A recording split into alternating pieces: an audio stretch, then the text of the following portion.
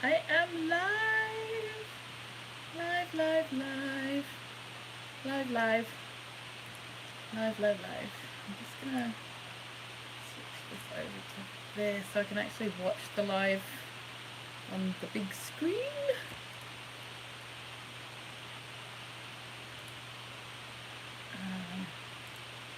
So I can read my chats. Yay! Okay, so what I'm planning to do this afternoon is I'm going to be saving seed from shop bought veg.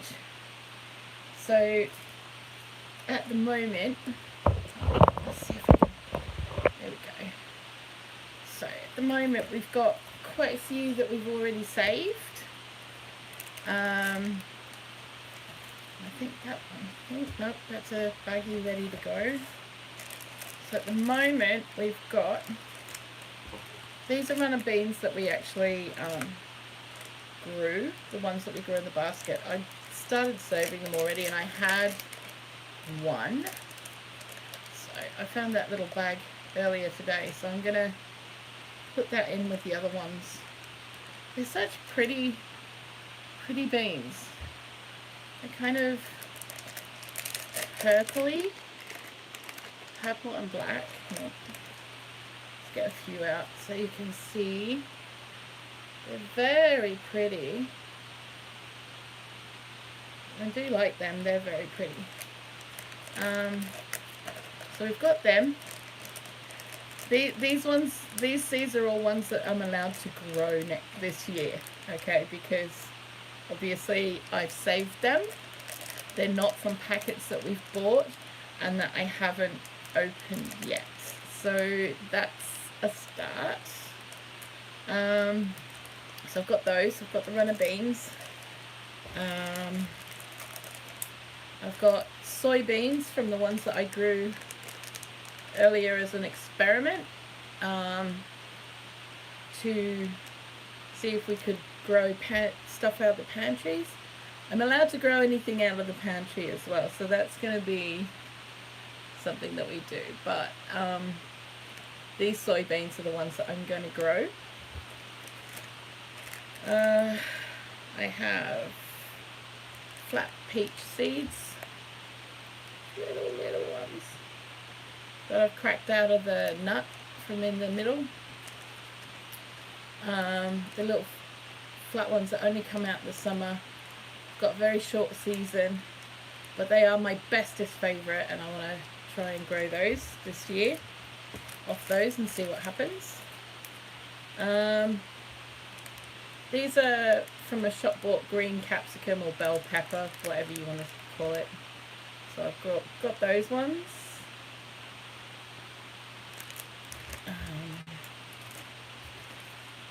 And ones from a red bell pepper or a capsicum, whatever you want to call it.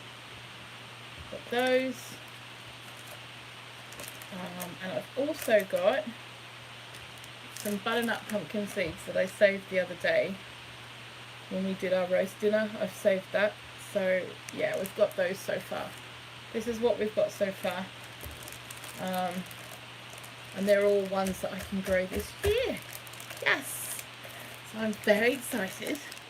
That's a start. So, what I have next are some Padron Chilies. And I bought these in the reduced section of the supermarket. So I got them for 79p. They're quite a mild chili.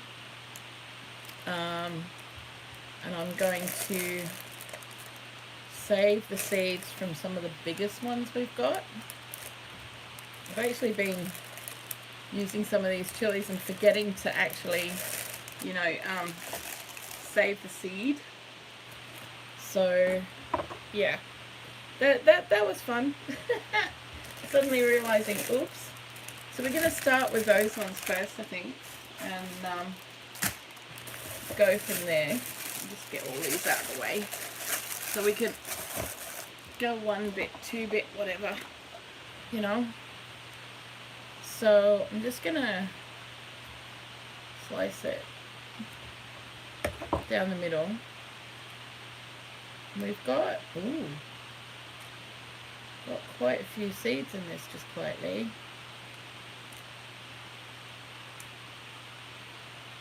There's our little seedies in there. So I'm going to save some of those, and we're going to pop those into a little zippy bag that I've saved. Some of the chilies I'm going to be working with are a little hotter than others, so yeah, we've just got to deal with that. I'm just going to pop them off with my nail off there and straight into the packet. Some of these aren't yet mature enough, so I'm just trying to get the ones that look a little bit more ready than others.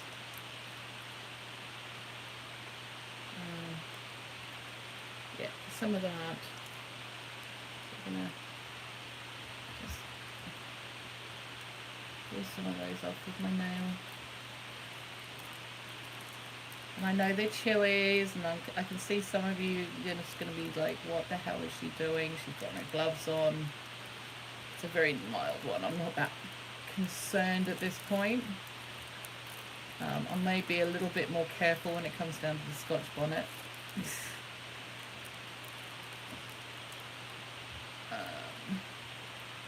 Got that one.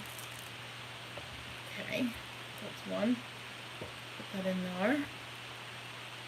I do this other one. I've got another one down here. It needs to be done. Maybe just chop the top off. Might make life a little simpler. Just a little bit simpler.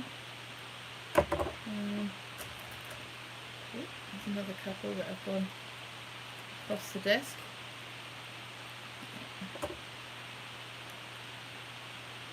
Now I know we can put these in a glass of water to see which ones will be fine, but you can kind of tell which ones are better seeds than others just by looking at them, once you get used to looking at seeds. Yeah. And the other thing is, this is an kind of a experiment. Well, it is an experiment, so you know, whatever grows, grows. Whatever doesn't, doesn't.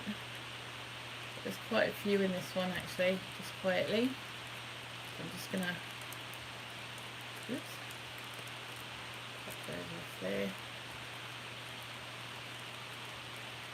They're a lot bigger and a lot more looking like they're ready to go. The thing is, with a lot of shop bought veg and stuff, it's picked not right. Very underripe, and so sometimes the seeds aren't quite mature enough, which it is what it is. And the thing is that they probably won't get maturer just because the fruit is ripening.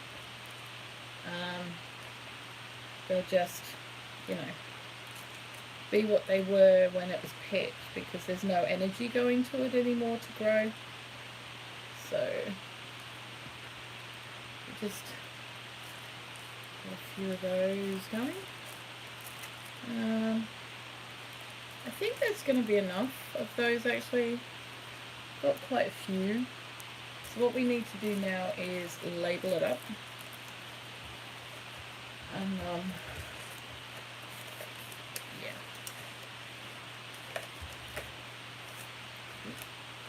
There we go. Okay.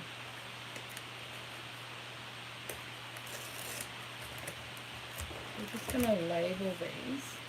I can find a pen, because that's always fun.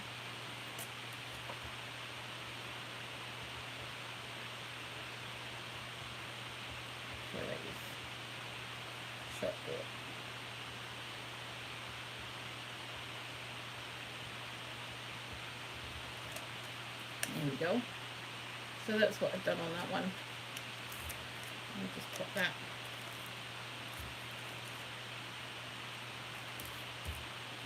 Straight on a little Buddha. So that's another one ready to go. That can go in the little box of shop bought saved seeds. Then go back in the packet. Right. We've got some mixed ones that we've got to do. We seem to have two different varieties of chilies in here. I think one of them's a jalapeno and the other one's either like a Turkish chili or a long Chinese variety. I found these reduced again, 33p. Yep, 33p. So that's cheaper than most seed packets you can get, and I figure why not. So we've got these two. If they look familiar to you, then feel free to put the variety beneath, but they kind of look like the long Turkish ones to me, or you know, that kind of area, possibly even the longer Chinese ones that you get as well, which is pretty much the same thing. So yeah, and these look more like jalapeno varieties with the more roundy base on them. So yeah, they're kind of like a middling heat. So I'm going to do one little label that says jalapenos with a question mark.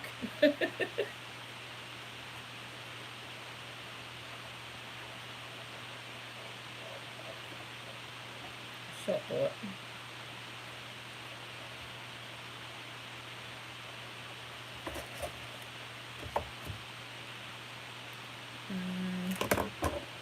And we're going to put those in this little zippy lock bag that I saved. That's the one that had the runner beans in it, so I'm going to put this label over the other one. So here we go. The Arfanoon. Right. There we go.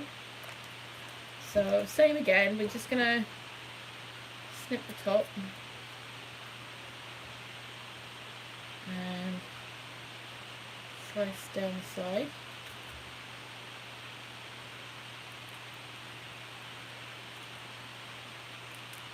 And here we've got our seeds in the middle. Ta-da! So hopefully these will work nice. You can put them straight in a little Ziploc bag. Ooh. Actually, I'm just going to move these out of the way. It's the cat's treats and things, so you don't need those. If I put you guys down here, and you can see what I'm up to. Like I've said a couple of times, this desk, which is my desk, is actually our table. So yeah, that's why I do a lot of my prep work around here. I'm just scraping those in there. Don't really want them up my nails, thanks. I'll do without that. But we're really hoping that these seeds will come up, because if they come up, that's a really good thing. It is a really good thing. There we go. Why does this always go to top chat? That's really weird. There we go. Now I can see. Right. Okay, so we've got some of the seeds in there. I'm going to get the others off the others because I want to make sure that we've got enough. Or as many as we possibly can. So just putting that there. And just scraping those off in that direction.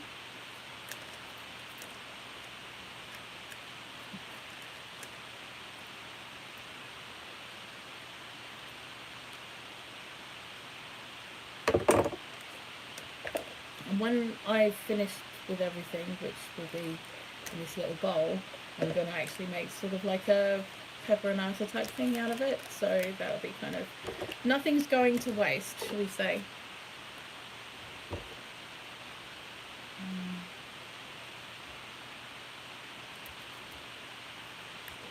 Tops off.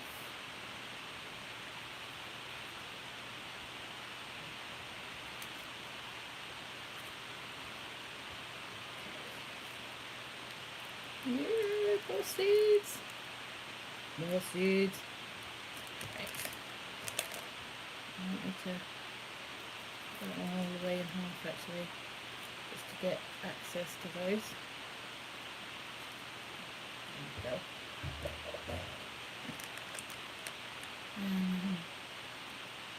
Scoop these in there.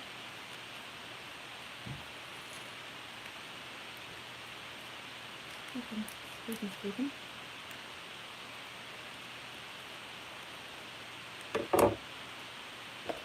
And I've got one more of that kind of variety, which kind of looks like a jalapeno.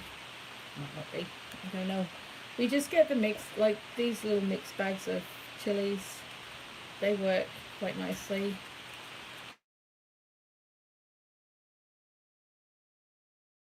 Before, Tanny doesn't eat chilies, as you guys probably know by now.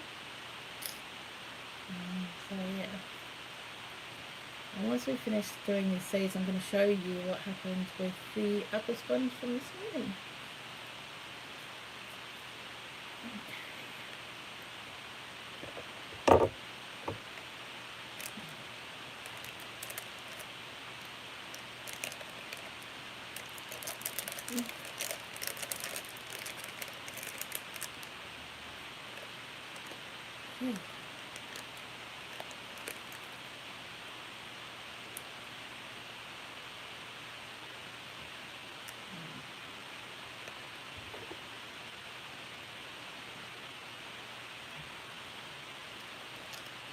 Now the reason that I'm doing this and I'm showing you guys, and I'm going to be making a thing of this year, is because I want people to realise that they don't have to go out and buy expensive seeds. If you've got stuff like this in the house already, you've already got seeds.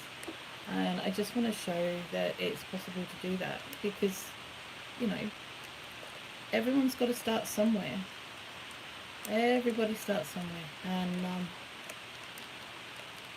being able to start with what you already have saves a lot of money in the long run. And if you can keep doing this and keep saving seeds, that's always a really good thing.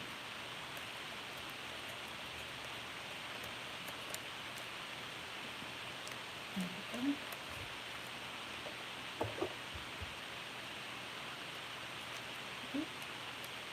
My cat's been on my desk. I don't think she's been on the desk a big count. Right, there we go. That's all of those in there. So they can go away now in the container. Now these ones, kind of like the ones that you see. I'm going to put Turkish with a question mark. I don't technically know. I just, because they don't say on the packet what they are.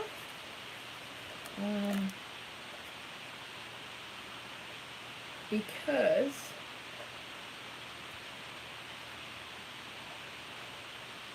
the ones in the mixed bags are the ones that are usually seen as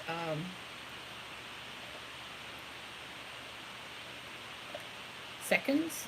They just want to get rid of them. So yeah. Alright, so we're going to get that on there. Perfect. These ones might be a little bit harder to get in these little bags because they're they're a lot smaller, these little baggies. Let's see how we go. Pardon me with that. Yeah. This one's going to be a little bit different. I'm going to have to cut right down the middle of this because the seeds, because it's quite a thin one. Ta-da! There you go.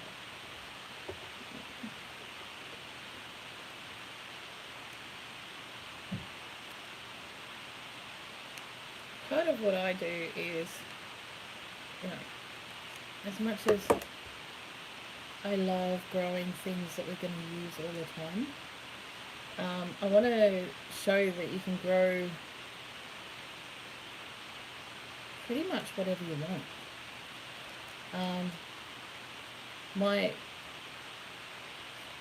My excitement comes from growing things that I shouldn't be growing in the area I'm growing them.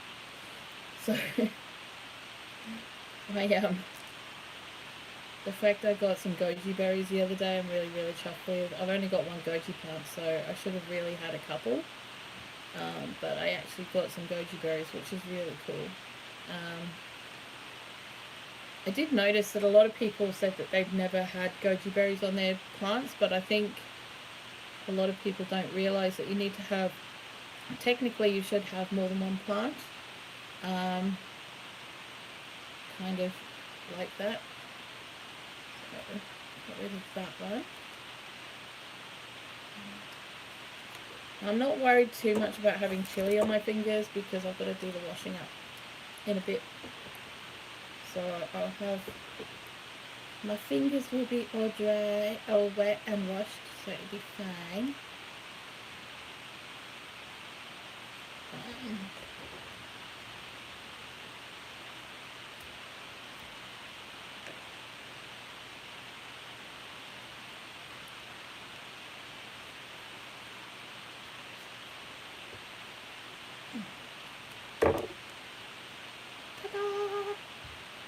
They look fairly mature seeds. They don't look underdone.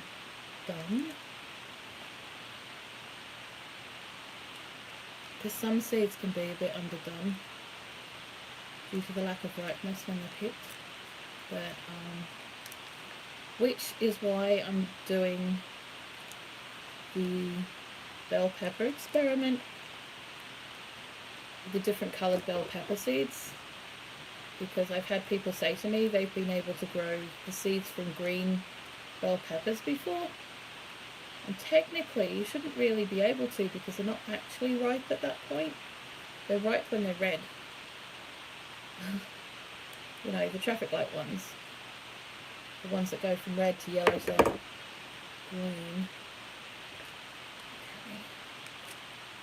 Okay. Might leave the lid open on that one because it's got a bit of gunk. And I don't want it to go mouldy really.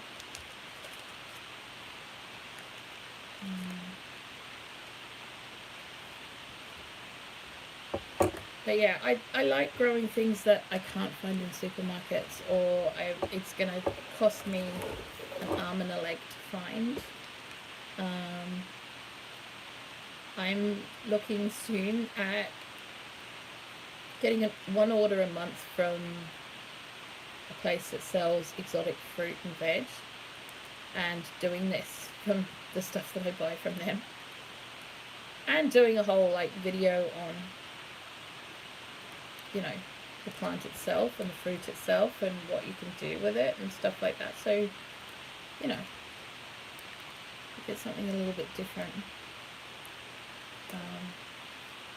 But I'll only be able to do it once a month because some of the stuff's quite expensive. So, do it once a month.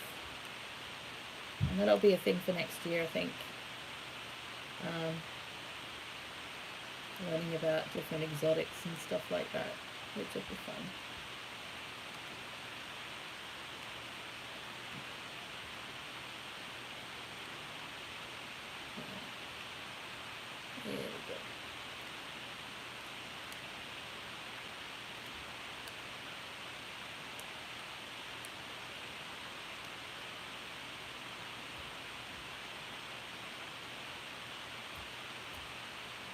There we go. There we go. Yeah. Done. So they're the long Turkish ones. I'll know what I mean by Turkish chilies. I'm going to leave it open for now. And let it dry out a bit, and once they've dried out a bit I'll close them off because I don't want them to go mouldy or anything. So I'll leave those in there. What have we got next? We've got Scotch bonnets. Now when I was running my cafe I used to have one of these a month, one of these a week that was ordered in my restaurant, and that was it. And I only used one a week. I didn't use any more than that, and it went into about four different dishes. Now these were £1. They were marked down to 55p. Then they were marked down to 35p, 36p, which is what I get them for. Okay, so the size on that. Oh my god.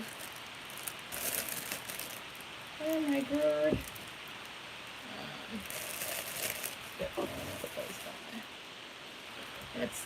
That's a little terrifying actually. But you know, so these are Scotch bonnet seeds. But like I said, I want to see what's going to grow this year, what we can grow from shop bought seeds, because that's important. Good lord. And that's my phone coming to join us. Let's put that over. Scotch bonnets.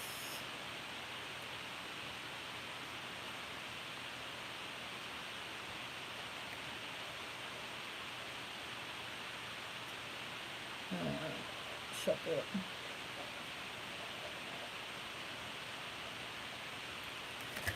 Okay.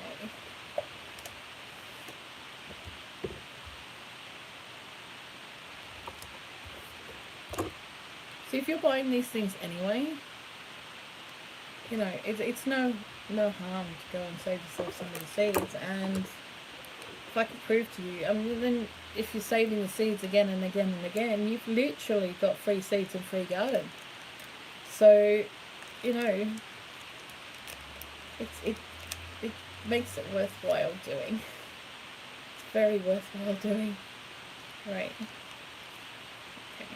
So we're gonna do.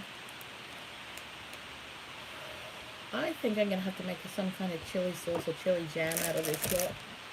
To be fair, I think that's gonna have to happen. Honey won't eat it anyway, but you know, it will be something that I can do. Alright, I'm terrified. I like chili, I like hot food, I like spicy food, but I don't like dying for the cause, if that makes sense.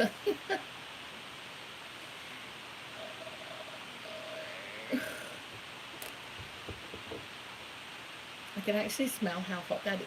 Wow, I can smell how hot that is, which is a little terrifying to me. I'm not sure I'd buy California Reapers on purpose. I have got some Dragon's Breath, but that's more because it's on a par with the California Reaper, but it was developed and created in Wales, and it's not meant for eating. That's what he said. He hasn't developed it for eating. It's actually developed for medicine, because capsaicins are very good for anti-inflammatories and pain relief, which is what. And the higher that is, the more useful medicine it is. I'm a little terrified at this point. I'm just scraping these off here. I don't have any gloves, just in case anyone's asking. Yeah, I don't actually have any gloves, so I'm just going to have to suck it up. Right. And do it anyway. Alright. What have we got here? Let's see what have we got here.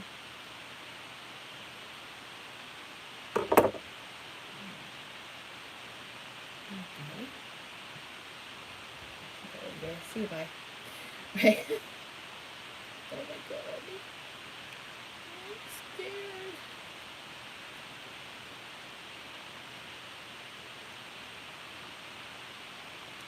I'm scared. I'm scared. I'm scared.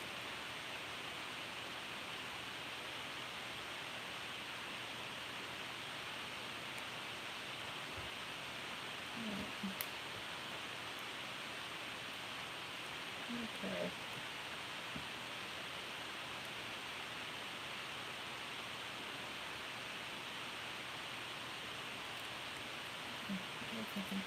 This one as well is going to have to be left open until it dries out a bit, because otherwise they could go moldy.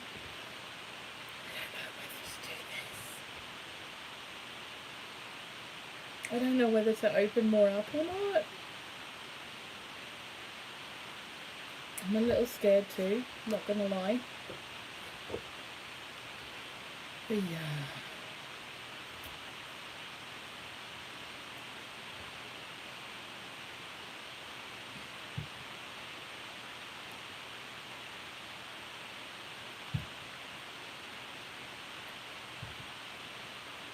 If you hear banging and stuff upstairs, that's just upstairs being really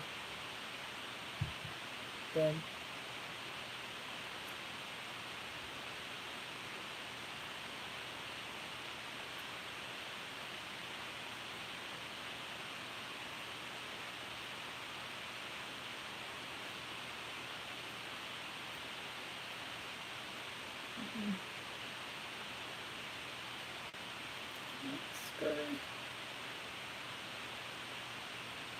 I don't know why, guys, I'm scared.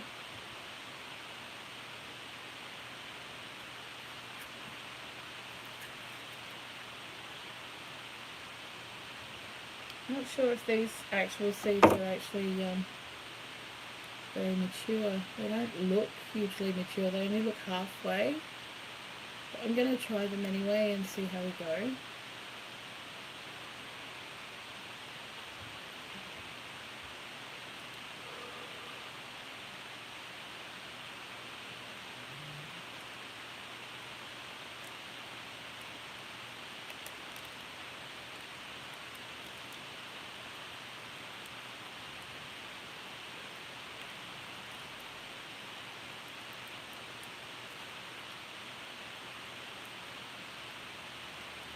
The more of these that I can grow, then I can sell the plants later, I guess.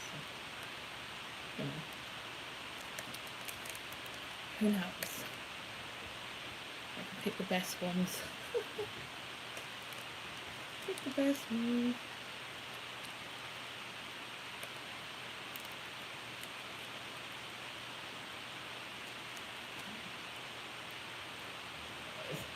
I'm not doing any more. That's terrifying me, actually. I'm just going to wash my hands and I will return. Like I said, I'm not closing that bag up yet. I want it to dry off a little bit first so they can sit in there, and I'll be back. That's all of the chilies. So, yeah, I'm going to be back in a minute.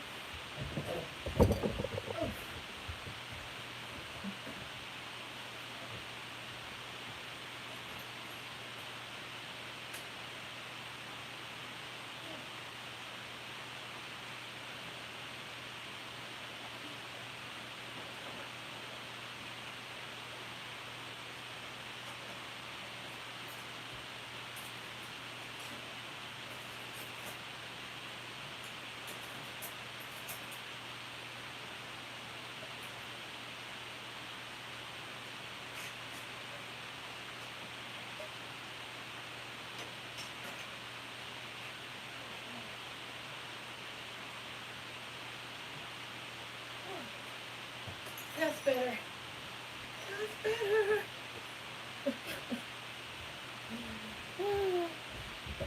Okay.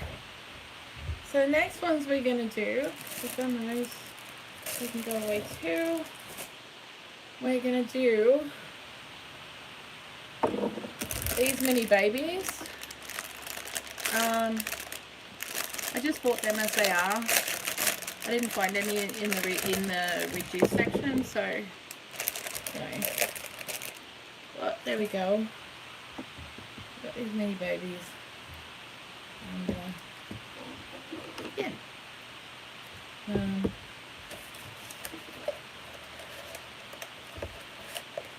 Put mini baby sweets. Is that what I do? Mini peppers, sweet. chocolate.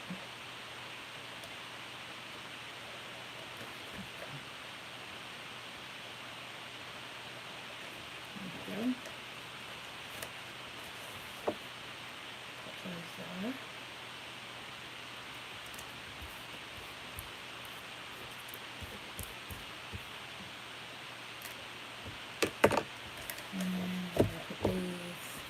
I'm going to have an orange one, a red one, and a yellow one. And that way...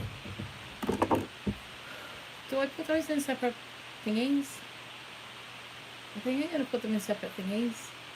And that way I can turn around and go, well, that one was an orange one or whatever. And see what happens. Just see what happens.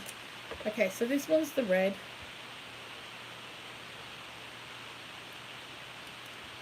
I'm going to do the red one. So much. I really do. I could quite happily just munch on these all day long.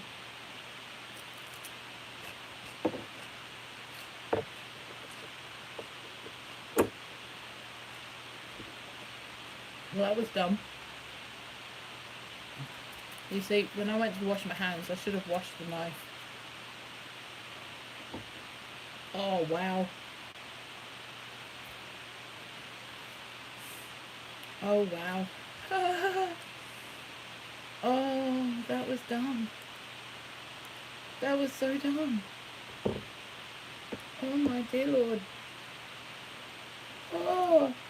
So, of course, there's nice bits of Scotch bonnet on there. Oh. Yep. Okay. Yep. Oh, wow. That was seriously dumb. Oh. Of course, the fact that I did it again just goes to show that sometimes you can be extraordinarily dumb. I keep doing it.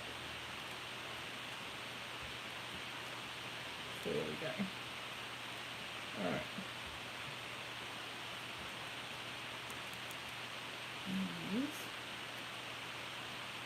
Wow. Woo! That is not fun. I mean, it is, but it's not.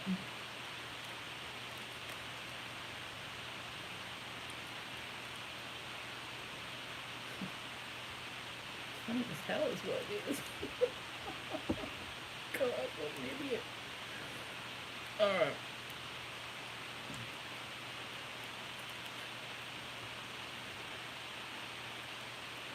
You know, if that had been Tanny who'd done that, he'd be crying. And I'd feel so awful. Right, so there's our little red mini peppers. I'm going to do the orange one.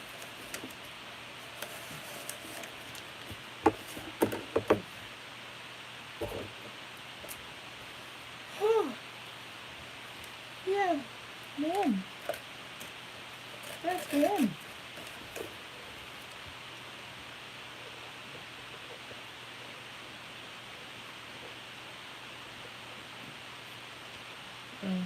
Orange.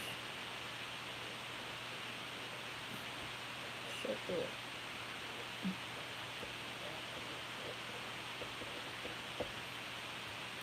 Put mini peppers. Yellow. Chocolate.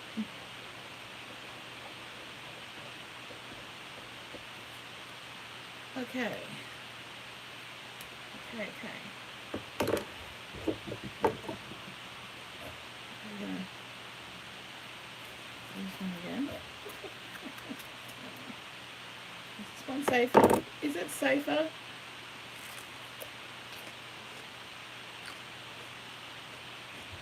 Yes. No. Yes. No. God.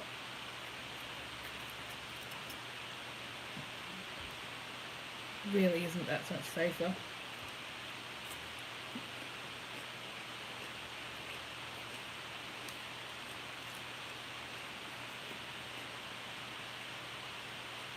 No. God. Oh.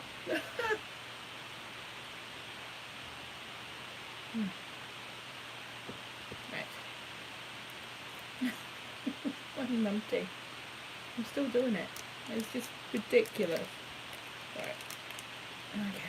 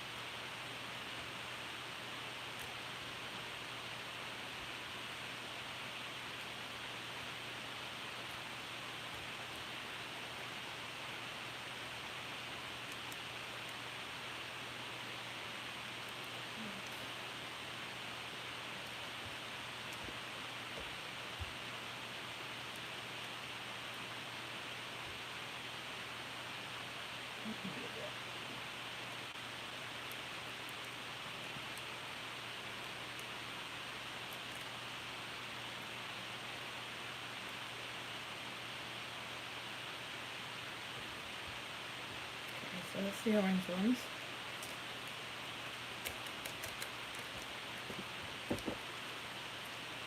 Like I said, the reason that I'm doing it this way is so that if they do end up to be slightly different varieties,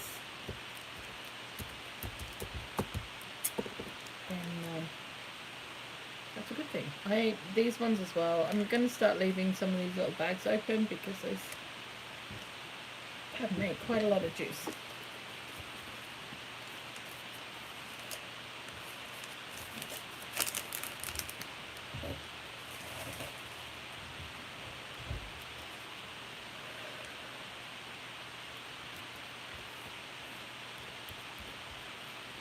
Yellow ones.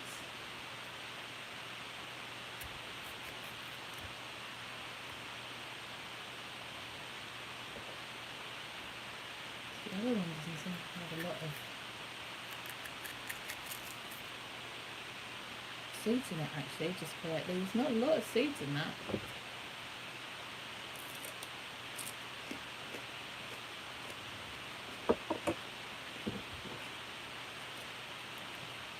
Not a lot of flavour either actually. Interesting.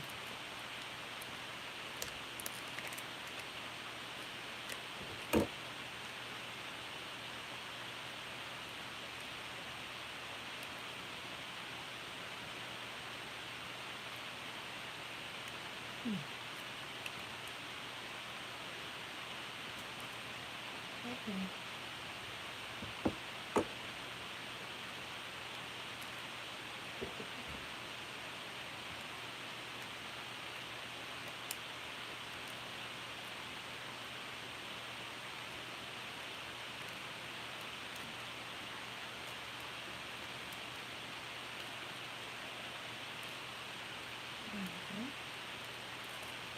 So get something one from that because that's there ain't a lot on that yellow one to be honest. So there we go.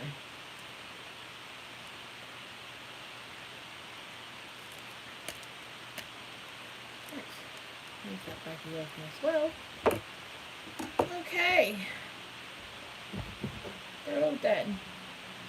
And the only two that I've got left now are the orange and yellow bell peppers. Which is cool.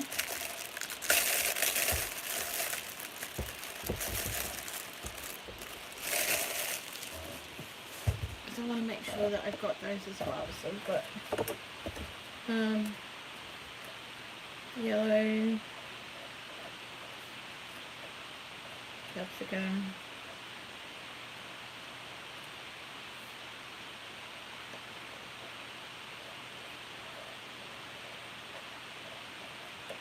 chocolate,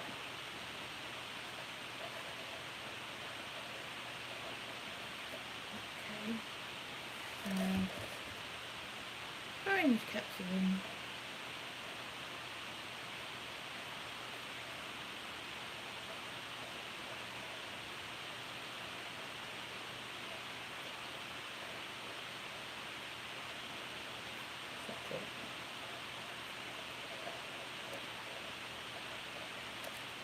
There we go.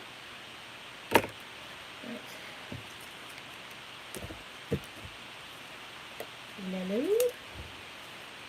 That little buggy.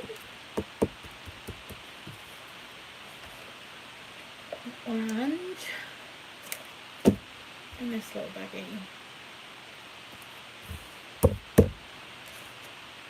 Mundy. Right, we're going to do yellows first.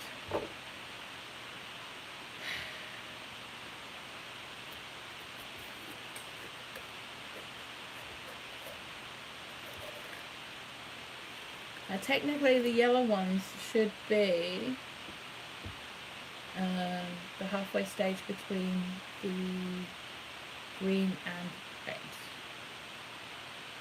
The orange ones are supposed to be on their own, so we'll just see what we can do. I'd like to find a purple one.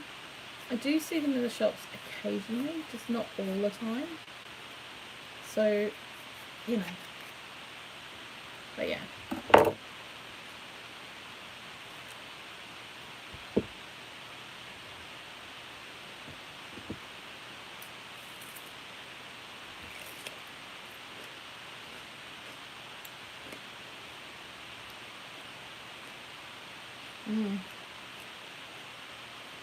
It's quite mild as well. It's not as sweet as the red one.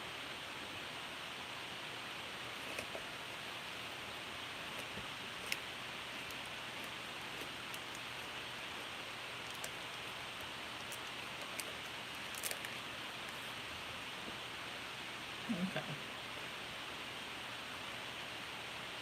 Right. Just quietly. Just put these on this paper so I can, might be easier.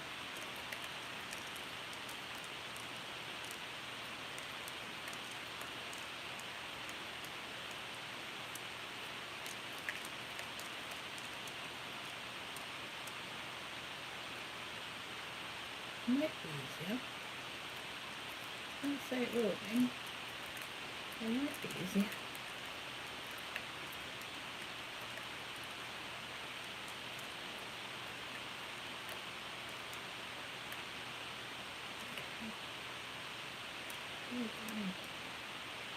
Woohoo! Fabulous. That's lots. That'd be lots. Thank you very much. Right. Oops.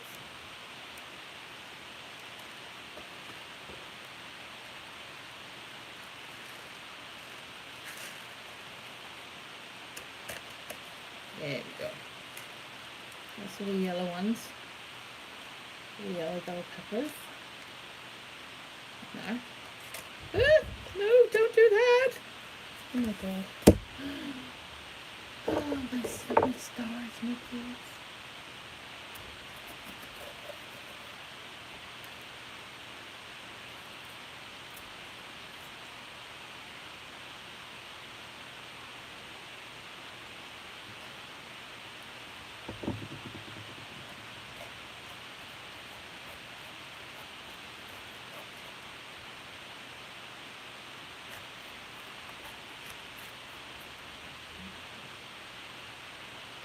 Okay.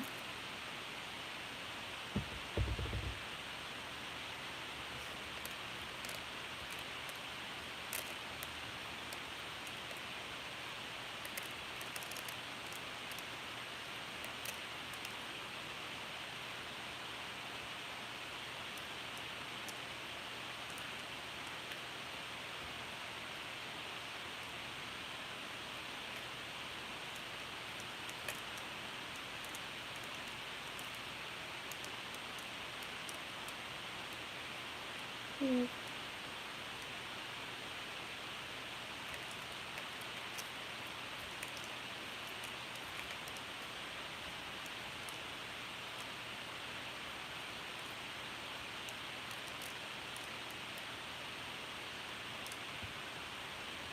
we go.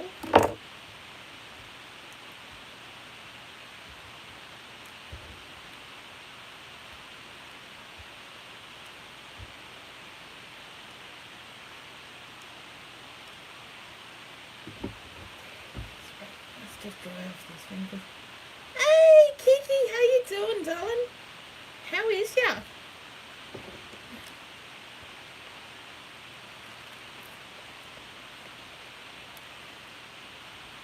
How doing? Oh.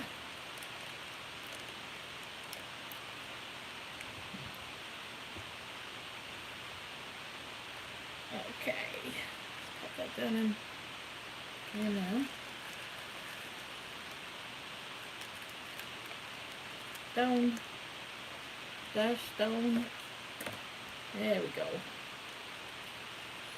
Alright, so there we go. So there's our seeds from the orange bell pepper, all saved up. So yeah, I'm going to leave those open until they've had a couple of days to just chill and dry out a bit. I'm doing good. I am doing good. I am doing good. Please excuse that. It's a moving mess, and the cat's new. She stole one of our moving boxes and went, "You're not having it back." So yeah. But I've been seed saving, yes, seed saving. But I've got some rules for it this year. I've been told in no uncertain terms I am not allowed to open any new packets of seeds.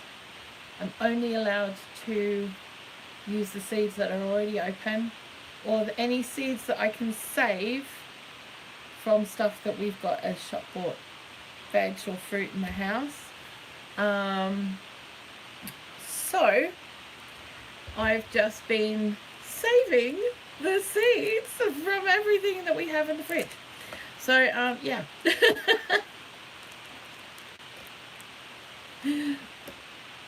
Which is fine, and I don't have a problem with that. I had some that I was already saving, and so what I've done today is I have Padron Chilies, which are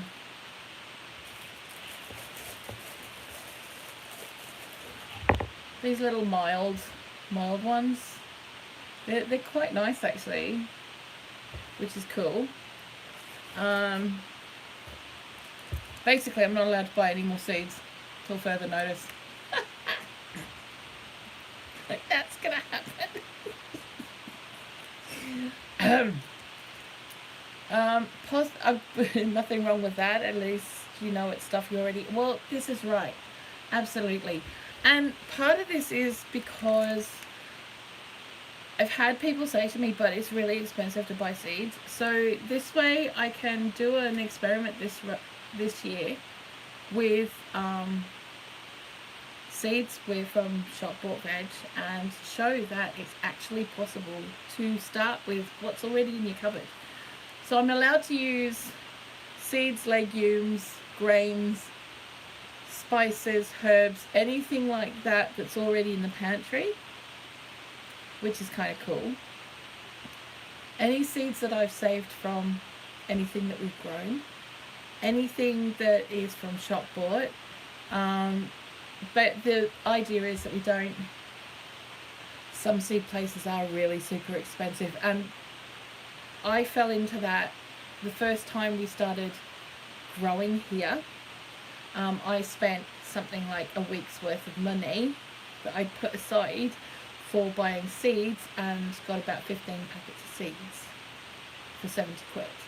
And that was like, that's way too much money on just seeds. Since then, obviously, I've done a bit more research, and I found some better places, and I found some really, a lot of cheaper places. But still, if you don't have the money to buy seeds, there has to be a way that you can do it. And so this way I can show that it is possible to start literally with what's in your cupboards. So I did kind of touch on that this year with what I was doing. I did the bean experiment.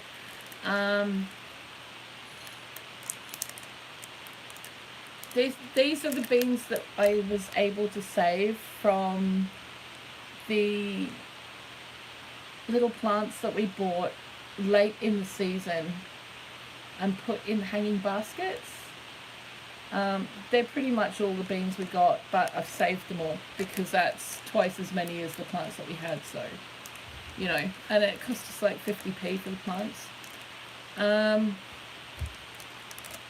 When I grew the soybeans, again, it was late in the season, really late in the season, but I actually managed to get some soybeans.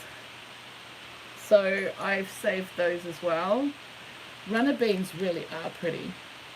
They really, really are pretty. I love them. I got some flat peaches earlier this year. I've got 4 of them with the nut part of the seed around them in the polytunnel at the moment because I want them to try and grow that way. And I've got some nectarines out there as well.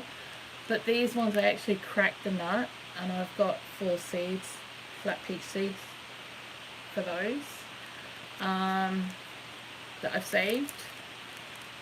Okay, so this is the first one of the shop bought stuff. Well, the official shop bought stuff. This is a green bell pepper. I'm keeping the different colours separate. I want them to be separate because you and I both have had people say to us, yeah, but I've grown seeds from green bell peppers, and we've gone, what? How is that even possible? They're not ripe yet. I want to do different colours of bell peppers and see what we've got. So I've got a red one, got the green one. There's some butternut pumpkin seeds that I got from last week.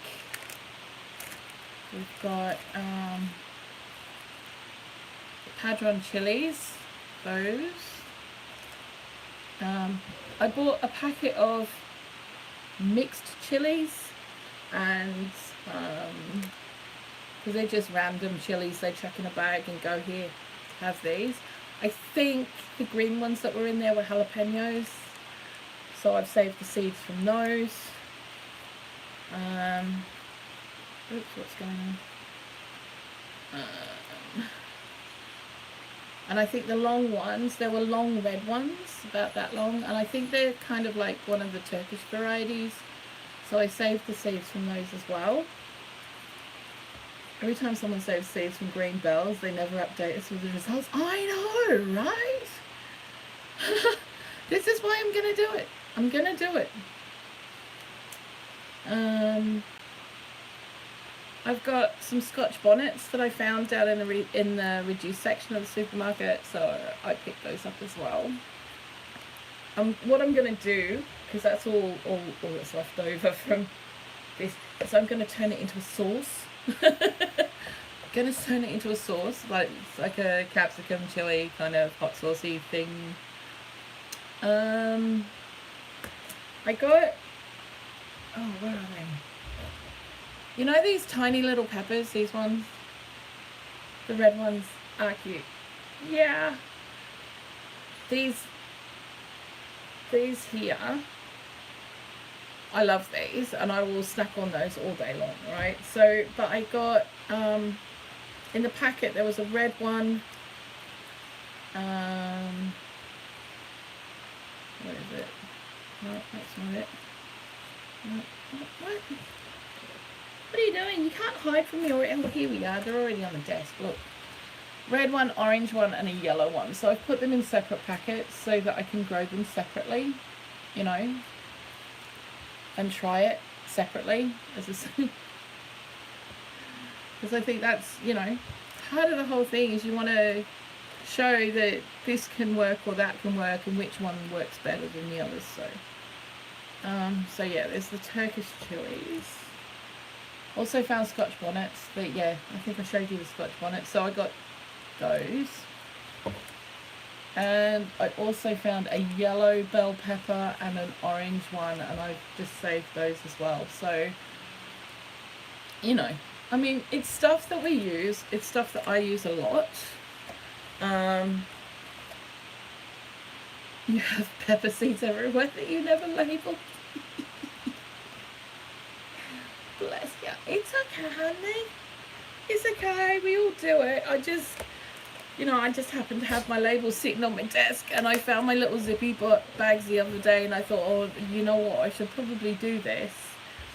The other ones that I'm allowed to grow this year, because they're already open.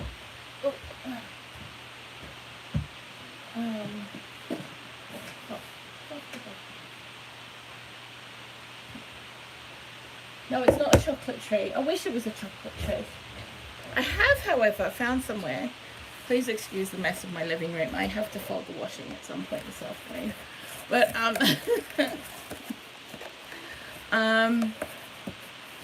I've got some more chestnuts to do, because my chestnut trees are ready for sale in the spring.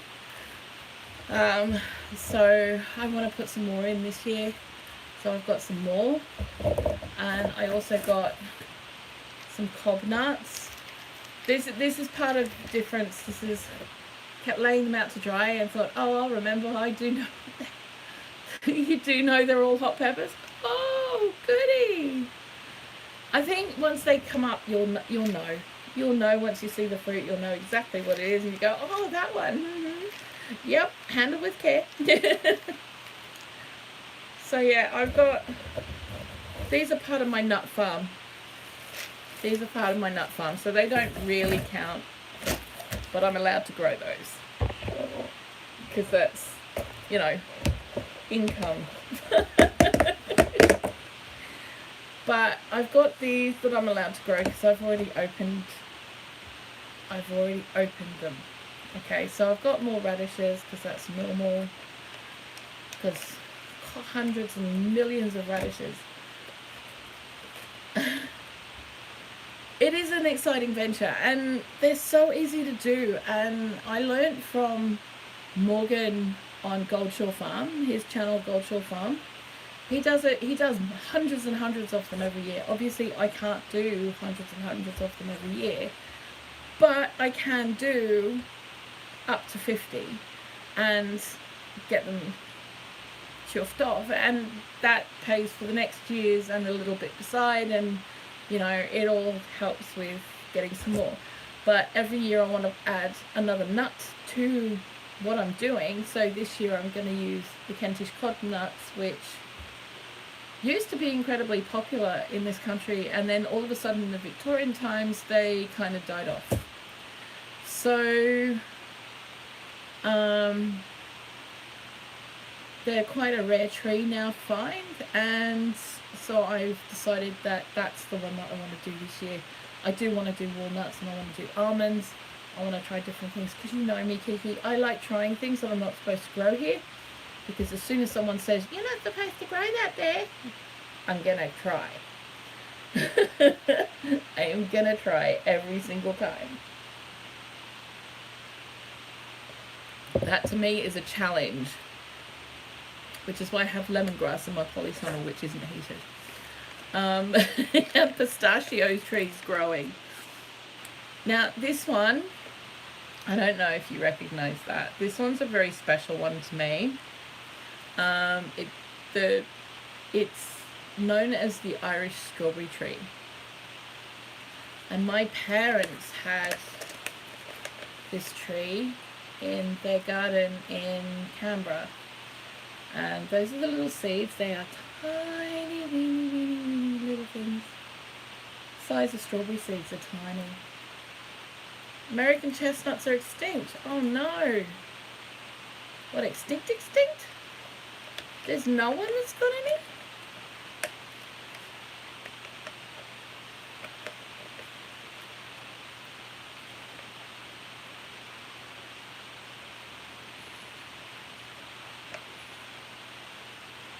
Are they extinct in the wild, or just extinct?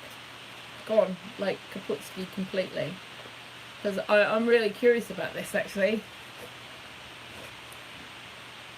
I am. I'm fascinated by chestnuts. Hey, Rob, how you going? Good to see you. Good to see you. So good to see you. We're just having a wee chat about chestnuts. They've been gone for years. Oh no. It might be an interesting question to ask Morgan, actually. What ones he's got, because you never know. I mean, he grows something like 800 chestnuts a year, 800 to 1,000 chestnuts a year. So whether, I don't know. I'm really curious now. I'm really curious. I want to find out more. I do. I want to find out more. So yeah.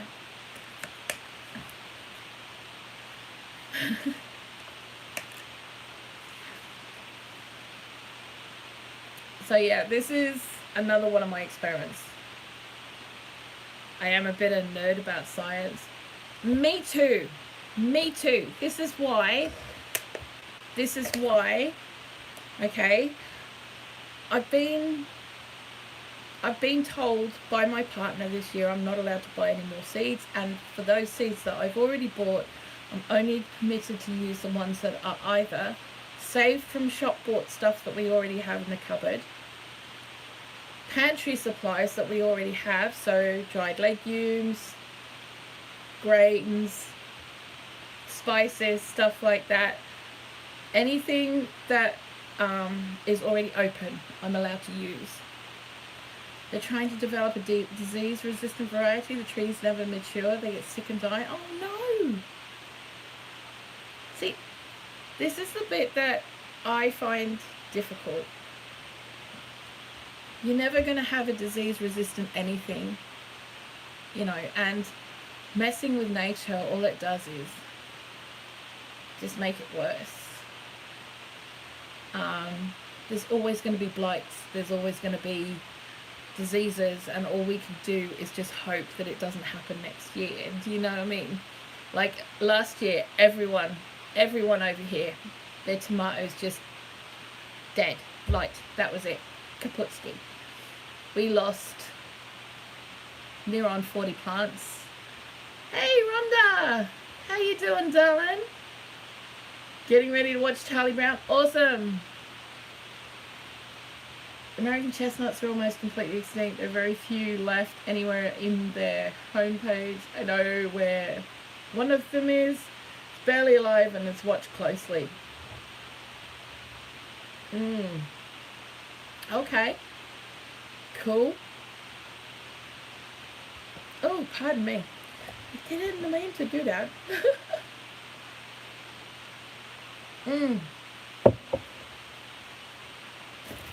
Well, chestnuts here, and horse chestnut trees, which you might hear sometimes called conker trees by people in the UK. Conker trees and all the chestnuts over here got sick. They're starting to die. But there was a study done by one of the schools, one of the colleges, and they discovered that the trees actually just need aeration around the roots and feeding.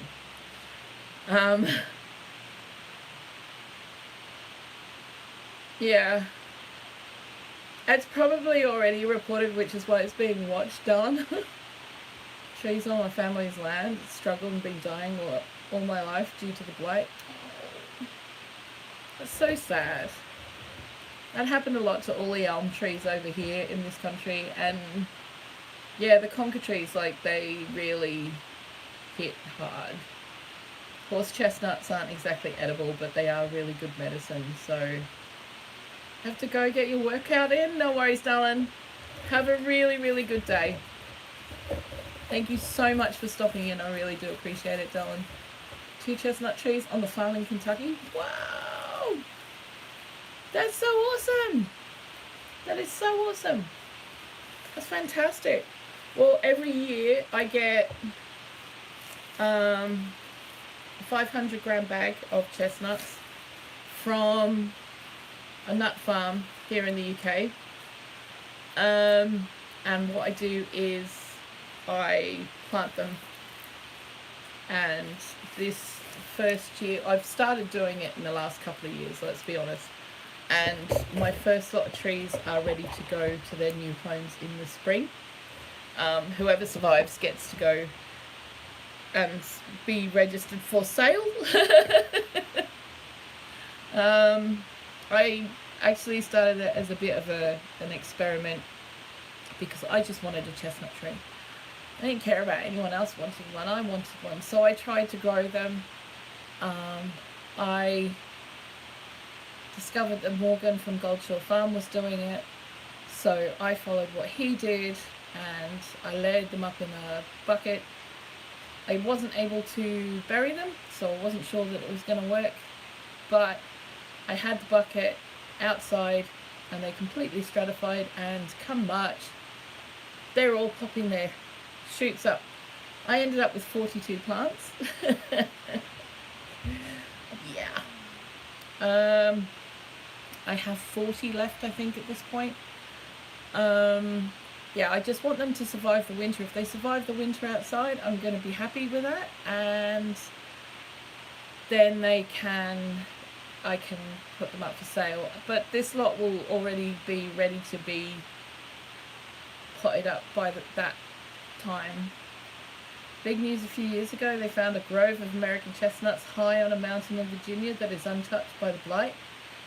It cannot survive there. It's a treasure, this tiny space. Fantastic. That's fantastic. That's really good news. That's awesome. That is really, really cool.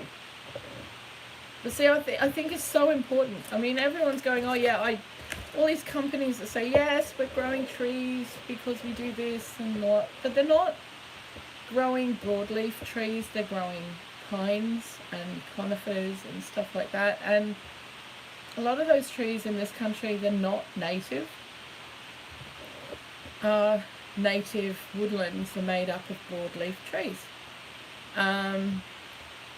So your sycamores and your oaks and your chestnuts and your horse chestnuts and your hazels and your elms and birch and beech and all of those, you know, and that's what this country needs, is to have those trees brought back. So partly of what I'm doing is trying to grow these trees again. Not necessarily the inedible ones, but the edible ones at this point, because they're easier to pass on. So, and because I have limited space on where we are, kind of have to work within that. And so growing a bag full of chestnuts each year, I can do that. And I've got cob nuts there, which is also a rare breed of nut tree, which is native to this country. I'm hoping to start bringing some of these back and encouraging others to have them in their gardens. So yeah, that's the start of that. I mean, like, I would love dearly to be able to plant my own woodland. Maybe one day that would be really, really cool. But right now I'm fascinated with nut trees. I always have been. My uncle used to have a black walnut, and it was amazing, and he would come and pick me up every time it was ready to pick them. There were 2 times a year to pick them. One was to thin them out when they were green, because we used to do pickled walnuts, and then it was after that, but we'd have to get there before the cockatoos did, because we lived in Australia at that point, and they used to get to the nuts first. So we'd have to get to them and try and fight them off. And they're big birds. But yeah, so I'm hoping to get some decent trees out of this lot as well. These are the cob nuts. They look very much like hazel. They are in the hazel family, but they aren't hazelnuts. They're longer and bigger. So yeah, So we'll see how we go with those ones. I'm not sure how it will go. I'm really hoping that it'll work. That would be very cool. So I've got all the, I've put all my shop bought veg seeds away, and like I said to Keithy just before, what I've done is I've put them in colour. So if I've got an orange bell pepper, I've done an orange one. I've got a yellow one. You know, so the different colours I've put in different bags because I want to see how the differences in the seeds will work. And I'm going to have that all written down. So yeah, this year I'm only allowed to grow what's already in the cupboard. Anything that we can save ourselves, or you know, anything that's already open. This is another tree that I want to actually grow in. I know it as the Irish strawberry tree. It's a fascinating tree and I love it. Specialists come out at different times of the year and do tests on the tree. They put bags on the blossom heads. Oh yes, yeah, I would be. I'd be praying over the tree too. I would. So I want to give this one a go as well because my parents had this one. They had no strawberry tree. Strawberry trees are really cool. They really, really are. And I really want to try this. I've got this tiny little baggie of seeds. And considering how big the tree gets, you know, that tiny seed. You know, everyone goes on about acorns and oak trees, but that is the seed of a strawberry tree. So, you know, it's kind of like, what? So I'm allowed to try those ones. I've got radishes, which I always have a mazillion packets of radishes around the place. I actually grow radishes for the pods. I don't grow them for the radishes. When I do start growing radishes, I'll be growing the long white daikon variety, not the little red ones. The little red ones are so cheap to buy, it's not worth growing them. But they are worth growing to get the hundreds of pods that you get off each one. Because I pickle those. And I really love them. And you can stir fry them. They're like eating a spicy peanut. That's the easiest way I can describe it. So yeah. Have some basil to grow for next year. What's left in here? I think this is one of those 6-in-1 seed collection type packets, and I'm pretty sure I've done everything in here. But I can hear some rattling, so I'm going to have a look. Oh, what's this one? Oh, cayenne chilies. Cayenne chili seeds. Okay then.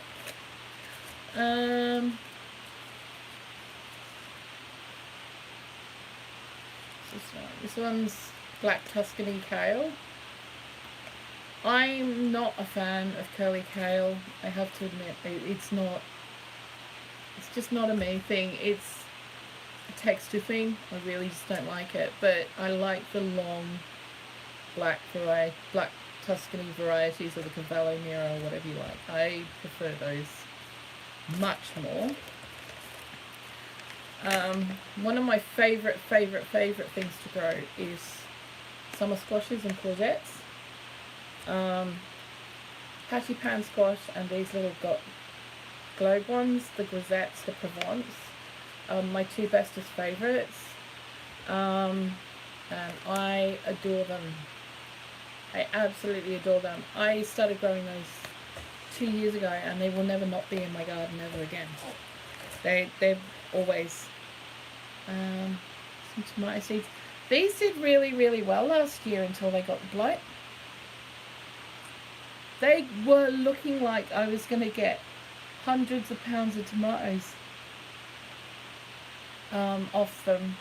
The Britain's breakfast ones, which are like a Roma type plum tomato.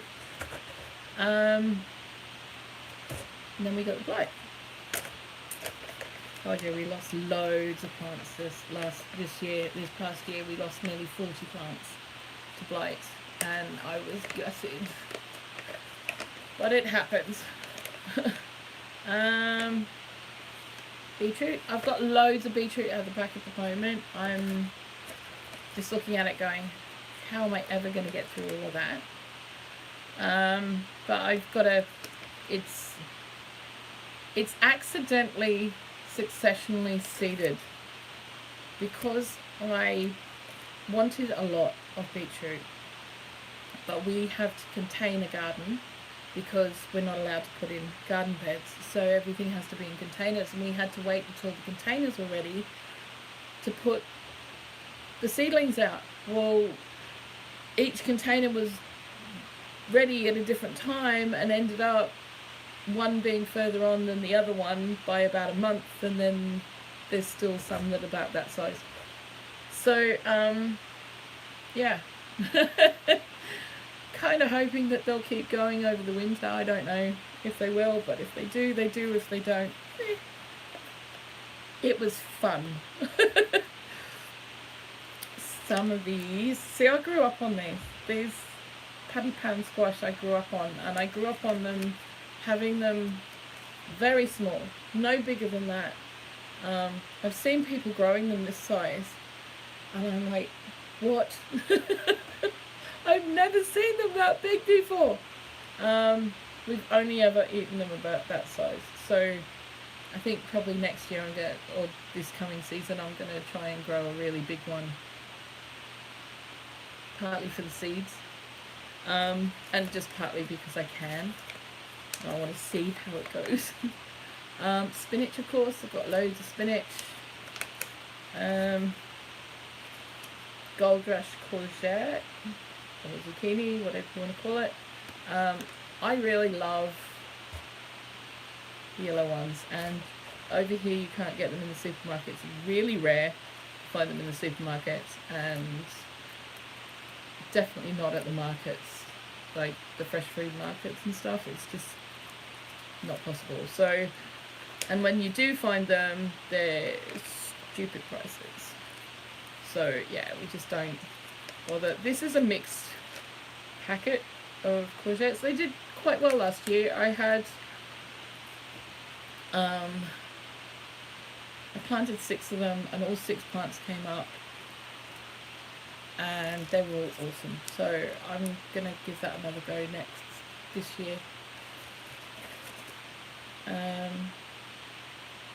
Cauliflower, the big ones. I haven't had much luck growing cauliflowers yet, to be honest. Whether it's the ground, whether it's the land, it could be the land. It could just be that they're not getting planted out soon enough. I don't know, but they're not doing so great. These tend, and again the Romesco, which are one of my bestest favourites, they don't tend to come up as well as you'd hope they did, you know. So, but they do tend to come out for me. These seed packets here were really expensive, and I thought, oh yeah, they're special varieties and I'll get those, la la la la la la la la. I spent stupid amounts of money, got a handful of packets of seeds, and to be honest, I'm not that thrilled with them. But like I said, it could be the land, it could be because we're having to contain a garden, it could be any of those things. So I'm not willing to, you know, brush them off entirely just yet. Brussels sprouts, we've got those out the front at the moment, in the flower bed out the front. So we're kind of hoping they'll come up. They are up. We've got Brussels sprouts about that big at the moment on them, so kind of hoping that'll continue. Market more cucumbers. They're alright. They're quite prolific as fruiters. Not my favourite to eat, but they're really good for pickling. like doing sliced pickles, sliced pickled cucumbers. They're great for that. Chard, I will always grow. I will always grow chard. I love it. It's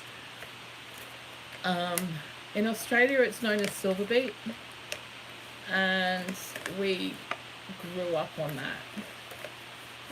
One of my grandmothers and her two sisters each had their own chestnut trees, but they grew close to one another. They fought often about whose chestnuts were whose when they harvested them. Oh, that is cool. That is very cool. That is very cool. But to see you talking about something so much in my history. Oh, that's so sweet.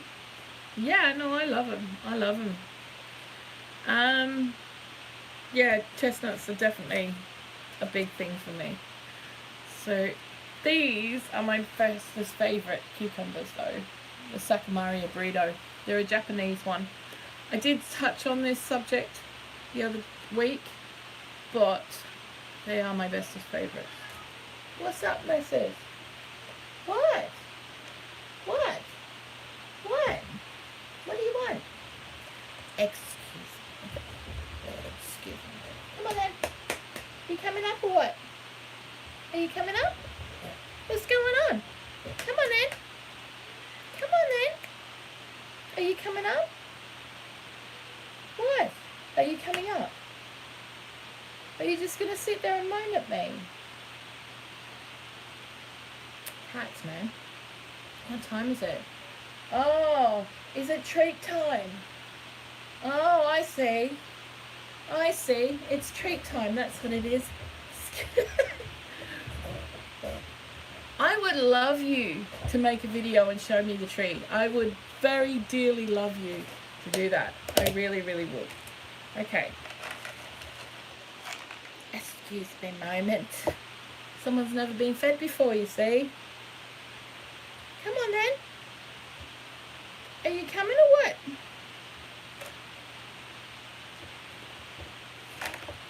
Yeah, treat time. Treat time. Come on then. Come on then. Yeah. There. There, look. Oh my goodness. Seriously? So rude. However, the Saccharomyia burrito is the best all-round cucumber that I've found. It's great for cooking with. It's great for pickling with. It's great for eating raw. You don't have to peel them because the skins aren't too thick. But they're not so thin that they turn to mush. They're a great, fantastic cucumber, and I will never not grow these. Next year I will be looking at growing one big enough to get the seeds from. Definitely. Okay, now I'm not a big flower person. Is anyone who knows me? You know, I'm not a huge one for having fancy flower gardens and stuff like that.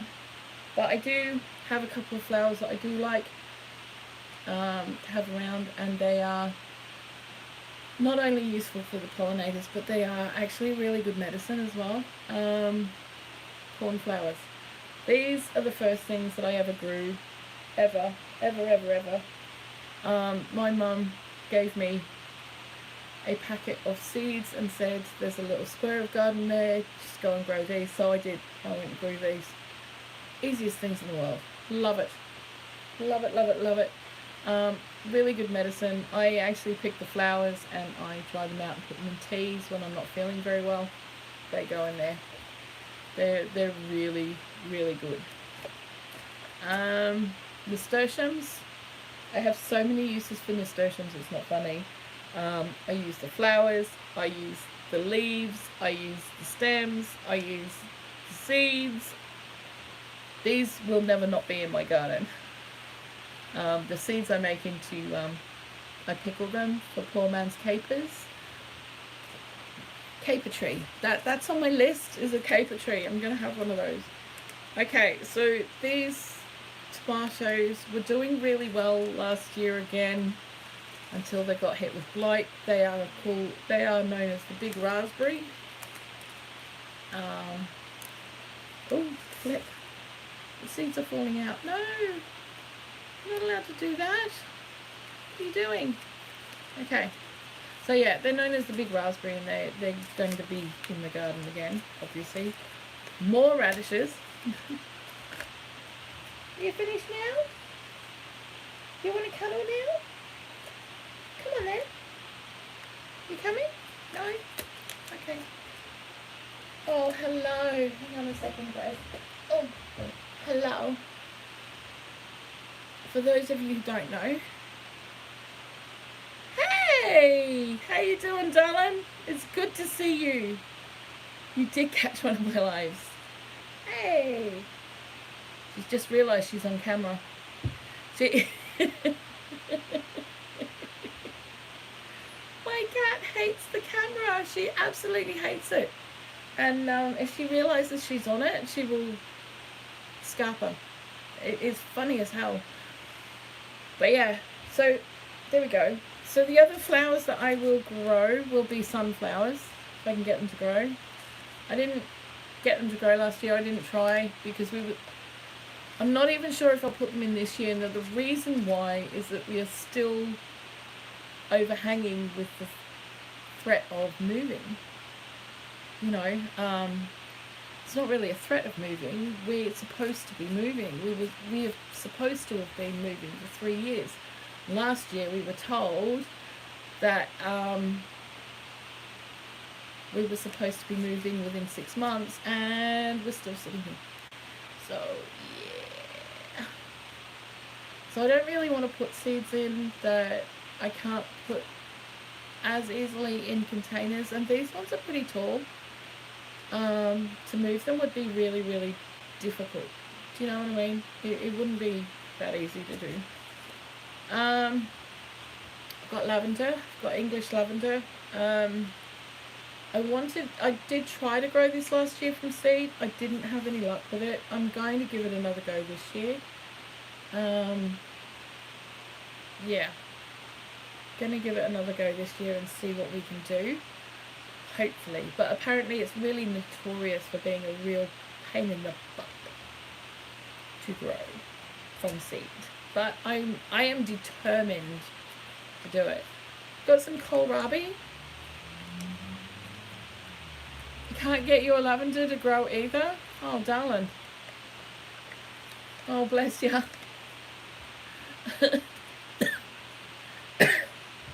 Pardon me. Oh, no.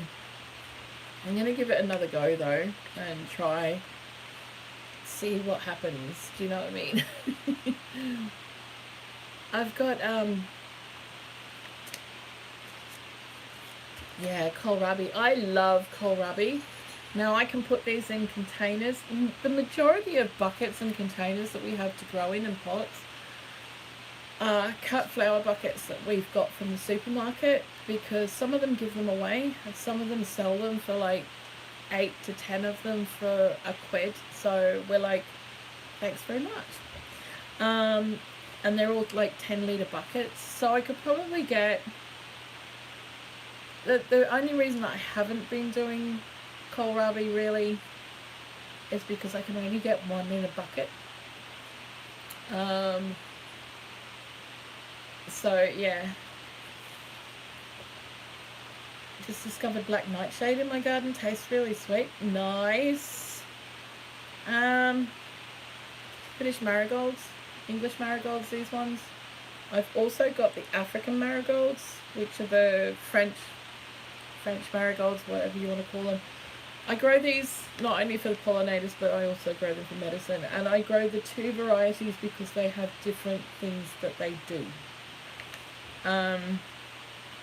Yeah, I don't talk about it much on here because I don't want to give people too much information about medicines from herbs and stuff, because I am actually a qualified herbalist, and a little bit of information can be quite a dangerous thing. And so unless I'm doing an actual video on that particular herb, I won't really go deeply into the medicinal goodness of certain things, apart from to say that's what I grow for medicine.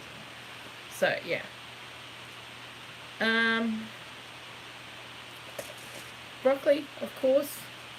Everybody has the broccoli. Loves the broccoli. Mine usually just turns up and it overshoots itself, and then I have to have it like it's, this hasn't grown like big heads. So I've just used it like it's a sprouting broccoli, which is fine. This is another one of the mixed seed collection thingies. I don't know what's in here still, but we'll see. What's this? Oh. Cress seeds. I wonder if I can find a child to give those to. We tend not to grow it. I suppose I could do a video on growing it. Seeds is the most exciting time. Loving this. Yeah, it is. It really is, because these are the seeds that I'm allowed to grow this year, because they're all open, or I've saved them, or I've saved them from shop bought veg and fruit and stuff like that. So, which is what I was doing earlier. I was actually saving some seeds from some of the stuff that was actually in the fridge. Yeah, I suppose I could do a video on growing cress so that it's easier for kids to do. It's one of those cool things that kids can do. I can do that.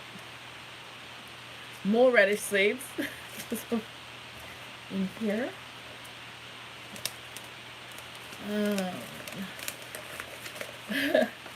I do have another bucket of seeds, because I keep mine in this. Okay, so the blue one is the ones that I'm allowed to use, the purple one I'm not. You're a hero for what you do, don't forget that. Oh, honey, thank you. So,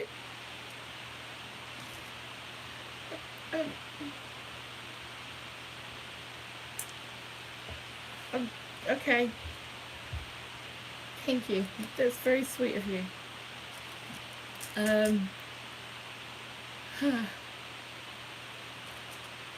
Now these are some random chili seeds. They've come from one of these packets, I think, which I'm not sure which one it's come from.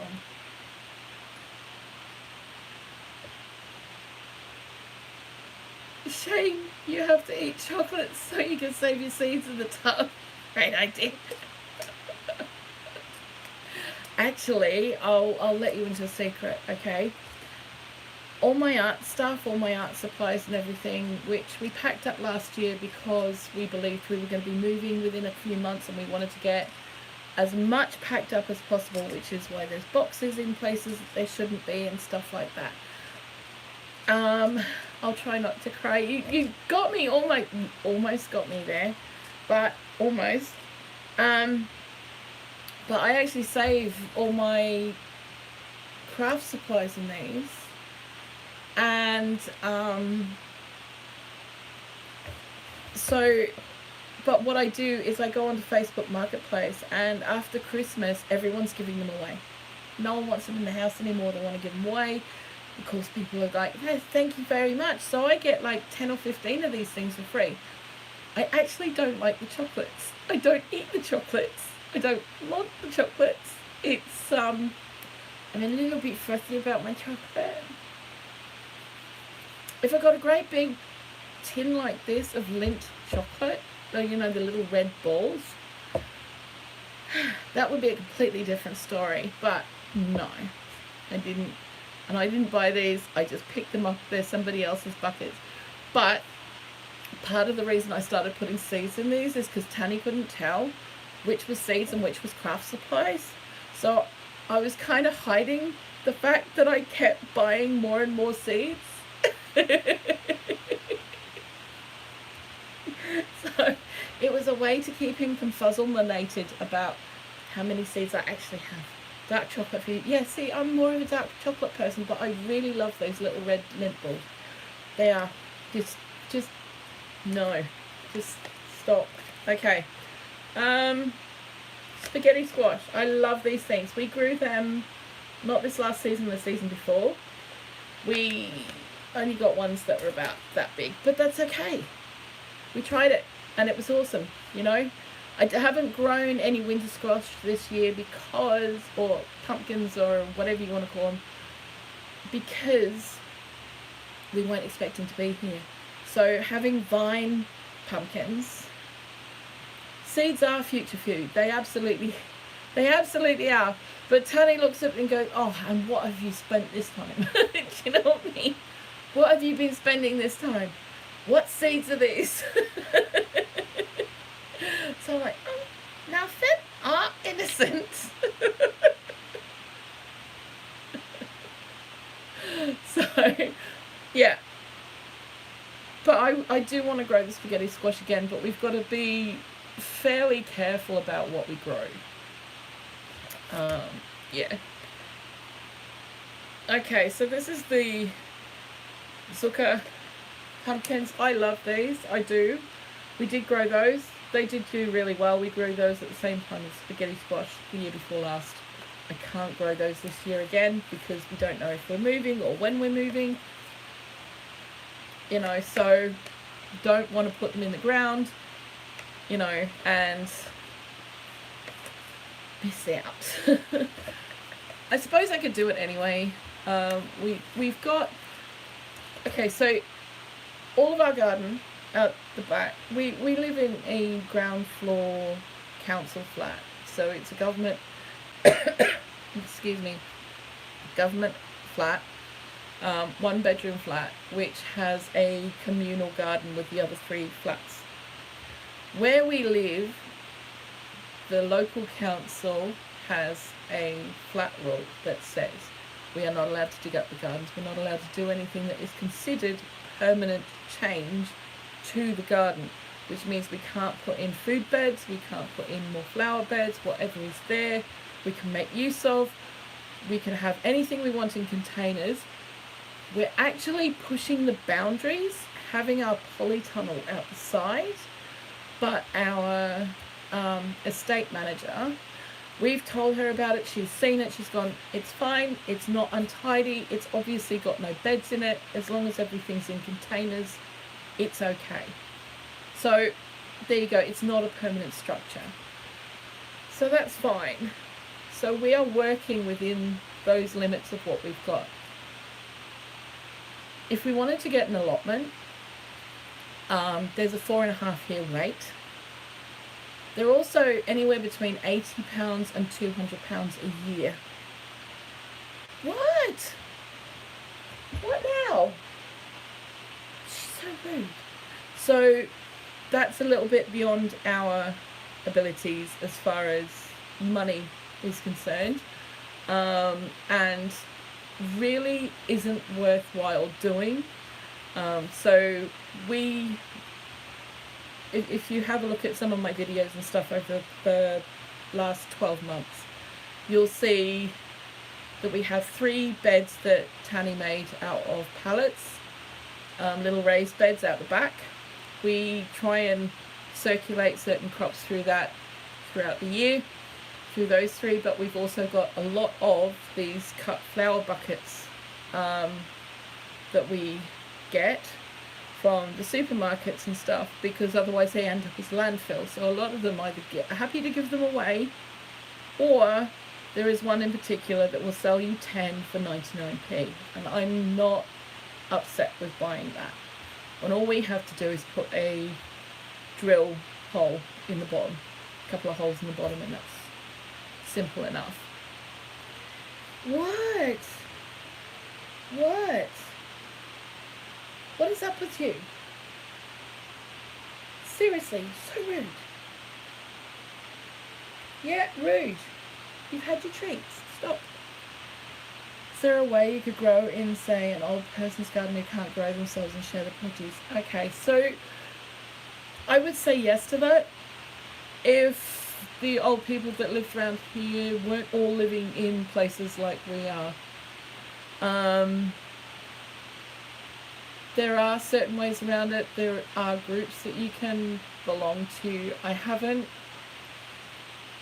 really, I've only really been living in York for 3 years. Okay, so I haven't really gone out and about to meet a lot of people, because obviously with the whole COVID thing, I've been stuck inside since March last year, and the garden has been pretty much the only way I've gotten outside, due to my health being what it is. But yeah, so we grow in containers. I've got several trees, fruit trees, that I bought last year, that were anywhere between a tenner and £15 each, and I just was buying 3 at a time. Every month I'd buy 3, so I got quite a few. Yes, the allotments are something special to you. Yeah, they are. Here in America, we're still fortunate about land. Yeah, we do have a small country. The allotments system started during the war, and it was there because it was there to offset rationing. And what is up with you? Seriously, what are you doing? Do you want me to put the heating on? Is that what it is? It is getting a bit cold in here, guys. Just give me a second, I'm going to put the heating on. Please excuse the washing on the back of the couch. I need to do that this afternoon. Ooh, oh. Okay. What? No, come on. Come on. Come this way. Alright. Heating is on. Okay, so yeah, so we're doing the best that we can with what we've got. I don't really want to put anything in the 3 bigger beds this year, because if we don't move, we're supposed to be moving because this place isn't suitable for me, for my needs, for my health. I can't use my mobility equipment in it. I've actually had to give some of it back, and I can't do my physio either because there isn't any room to do it. So we're supposed to be moving for that reason, and yeah, but we've also heard that the council are going to be doing work on these flats over the next 12 months, and as soon as they start doing that, we're going to be moved out anyway, because these flats will have to be empty because they're taking down the asbestos wall in the back. We've got brick cladding out the back where our bathrooms are, and it's all asbestos walls on the inside. So yeah, that apparently is all being fixed, and when that's being fixed, we're supposed to be moved out. They have to move us. They've got to pay for it. They've got to do all of it. So we're just kind of hanging on for that at this point. They have to move us into a place that is suitable, and so at that point, we've also been told that when that happens, if we haven't moved by then and they have to move us, then we won't be coming back here. They'll be moving us into somewhere that is completely suitable for our needs. So yeah, that's pretty much how it is at this point. So yeah, thankfully we got a wooden back fence put up last year.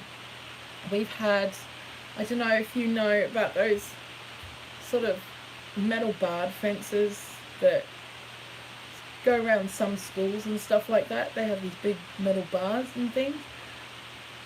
Kind of looks a bit like a jail.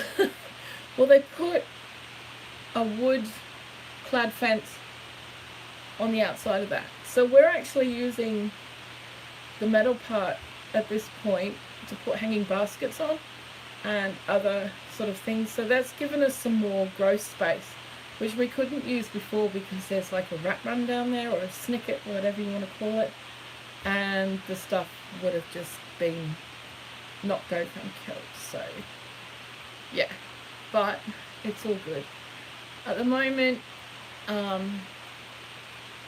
yeah, so we've got all this stuff happening, but it's great, and we're just making do with what we've got and how we can do it, and you know, learning other skills and things. I've grown food all my life. I've always done it. I did it when my kids was little. When we were in Australia, we had one patch of ground that was attached to the compost heap, that every year we would get something like 50 kilos, and I mean anywhere between 50 and 100 kilos of cherry tomatoes that would grow wild every year. And we'd get somewhere between 100 and 200 kilos of butternut squash that did exactly the same thing, and other pumpkins, from that compost heap every single year. I didn't add anything to it. I didn't take it away from there. I just did it.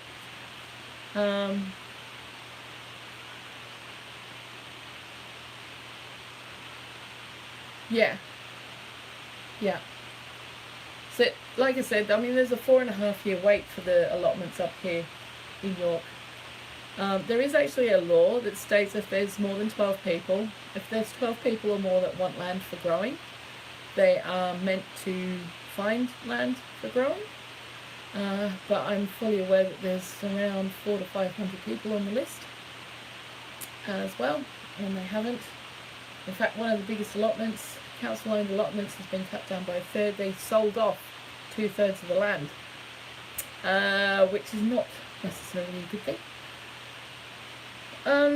But yeah, that's pretty much what it's like.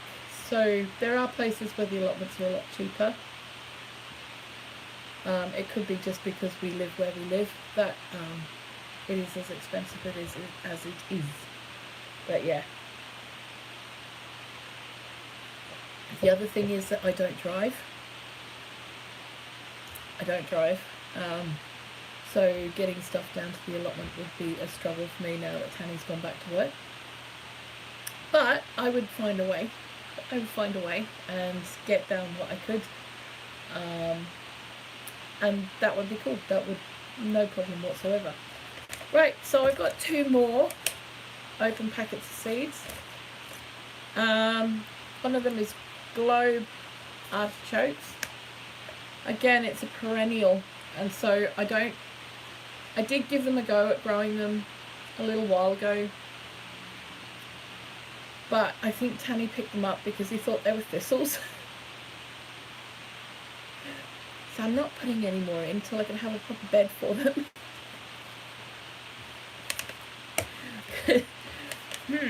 And I'm not bless him. And I've got some of those little round carrots, you know, the little round ones. I haven't really grown carrots as yet because space at the end of the day.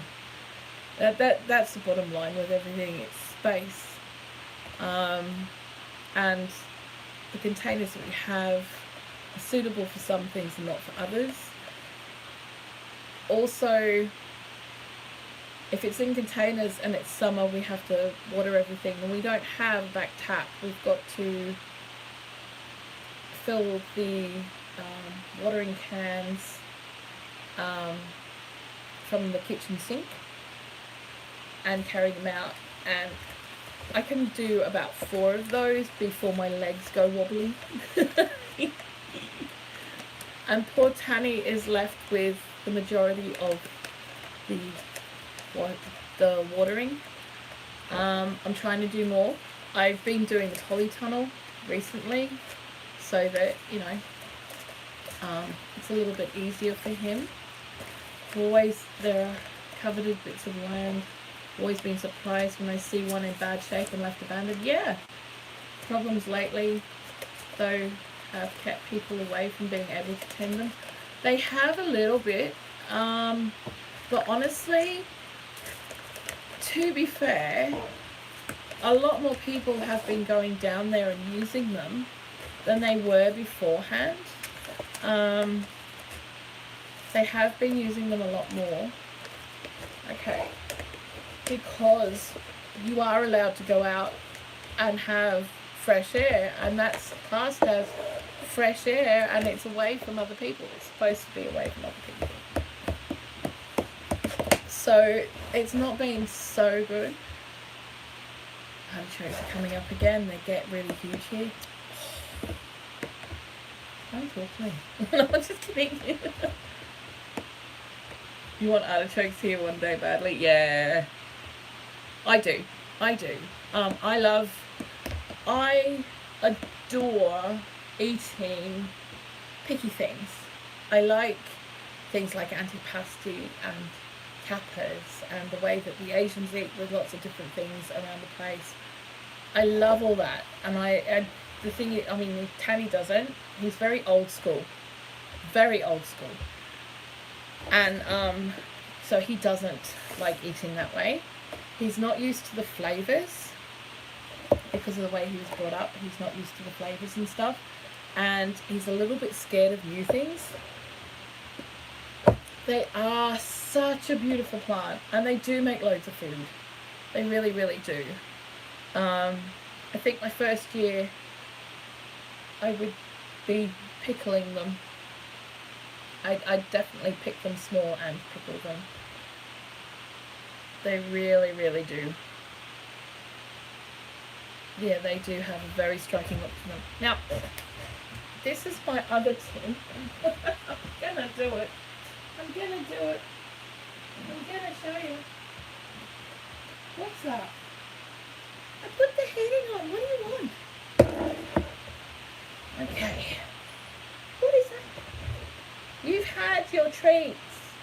I have witnesses that you had your treats. You can't have more treats, you'll be sick. No. I always leave some for the beautiful, pretty flowers. Yeah. Yes. Okay, so this is the tin I am not allowed to open anything or grow from this year. To be fair, I have a lot of variety that I can give it a go, right? So I'm not upset. What? Are you coming up? Are you going to come and say hello? Are you? Or are you just going to sit there and whinge? Come on. Don't be rude. Come on then. You coming up?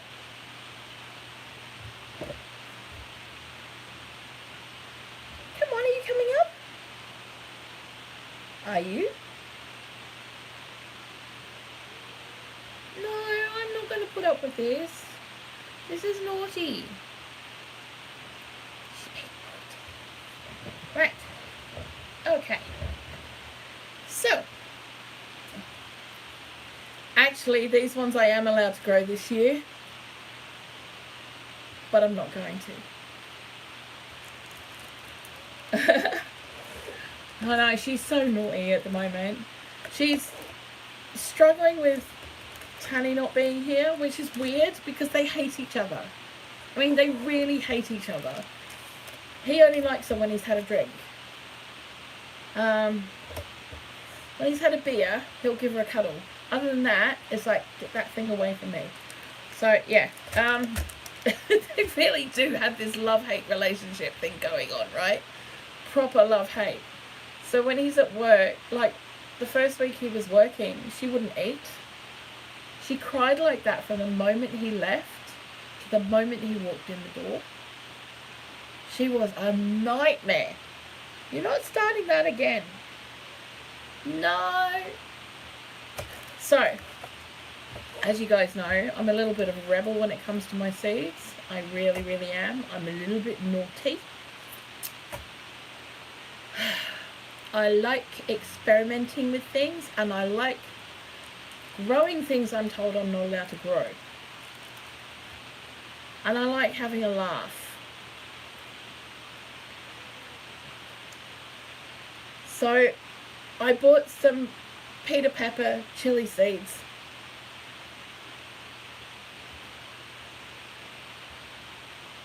I did. They're Peter Pepper ones. Okay? And I will be growing those. I'm not growing them this year. Because they're funny. They make me giggle. Are you going to stop? What is going on with you? Hey? What is going on? Oh, you got frozen paws going. I put the hand up. I feel your paws are frozen. Oh, baby. Yeah, naughty. Naughty, naughty, naughty chilies. You can have a look for them up online. They're naughty, but they're funny as hell. And they're really yummy. Rebel Lady Gardening, yes. I am. And Honey's been like, you had to, didn't you? And I went, yeah, I did. I really, really did. I've actually got a list of edible plants that are very naughty looking, and I want to have like a garden that's filled with them. It's really naughty that way. Okay. You gonna stop? Hey? She's trying to warm her paws up, guys, because her paws are actually really cold. So I'm gonna, yeah, we're just gonna get her a little bit warm for a minute. Possibly why she's possibly why she's been crying a bit, because the temperature has dropped. I mean, we have got snow outside. We got snow 2 days ago. We don't have a lot of snow at the moment, and the temperature is supposed to be rising rather than dropping. So yeah, let me just get this girl a little bit warmer. Hey, Sook. Hey, Sook. The way I see it is this, right? If we're on the same latitude as a country, we should be able to grow the same things as anyone on that latitude or within that latitude. Do you know what I mean? What snow? Yeah. Okay. Shh. You can go off some people, you know. Greece gets it too. I've seen it. I'll just keep that snow. Yeah, normally we don't get it until somewhere between February and May. I'm not even kidding. That's when we normally get it. The fact that we've got it in November means that this winter is going to be chilling. The fact that we got it at all means that it's going to be chilling. Because where we live, we're surrounded by moorland, but we're in a valley. So we don't normally get snow because everywhere around us gets it. We're too low for the snow. So we might get a little flutter here and there, and it might look very pretty as it's coming down, but it very rarely lands. And the fact that it landed, and we probably got about an inch of it, which I know it's me, and I've seen pictures from 5-10 minutes out of town, and their cars are, it's at the top of their cars, and that's 10 minutes out of town. So yeah, if the geography and the weather was fair, you would be able to grow the same things. It is weird and unfair many times. Yes, you're not Greece. They do get it here though, at the top of the mountain here in Ski. Yeah, never at that level. No, see, we're probably at a very similar level to you as well, which is why we shouldn't be getting it. But you know, I know you're not Greece, but you know, Cyprus, Greece, it's next to each other, same thing. Sorry. So yeah, back to seeds. So with that in mind, and I really love Asian vegetables of all varieties, not just the greens, all of them. There's quite a few different ones that I want to be growing. Oh gosh, hiccups, man. I swear it's from that. I swear it's from grabbing some of the peppers earlier and just having a bit of a nibble.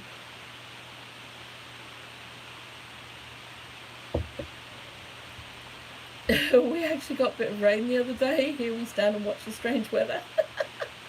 Nice. So I've got some tamarind seeds. These are quite large seeds. That's kind of cool. So they're ready for when we move. I will be growing. What I want to have when I move is I'm going to do a heated greenhouse. so that I can have exotics in there. My favourite thing to grow at the moment at the moment or ever, I think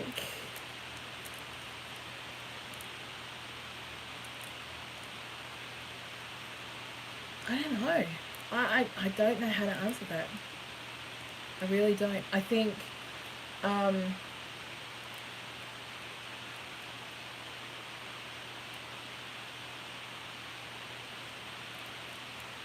really don't. I really don't know how to answer that. There's certain things that I would never have that I would never not have in my garden. And there's other things where I could hit and miss it and not really worry about it.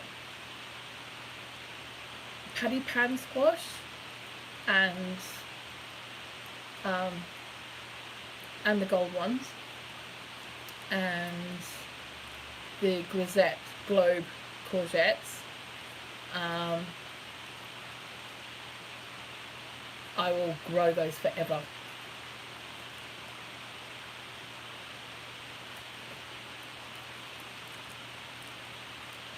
Given that you could grow anything with no restrictions of climate, etc., what would you choose for one choice to try? Woman.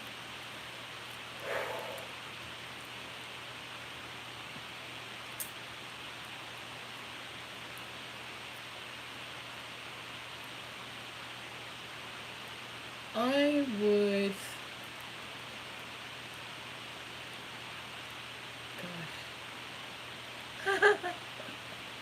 That's got to be one of the most loaded questions in the whole wide world. It really does. I think one of the things that I dearly want to grow, and I will be growing at some stage, is growing my own wasabi and horseradish. It's not a hard one to grow. It's just having the space and the room to do it.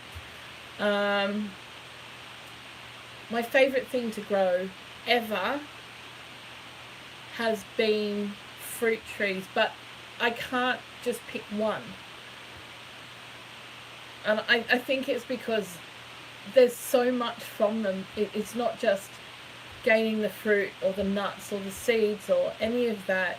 It's not just the medicine. It's being able to sit under them, being able to have an experience under them, the memories of it. I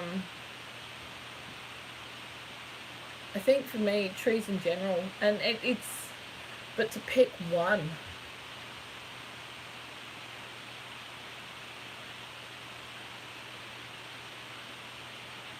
White mulberry. A white mulberry. There you go. White mulberry.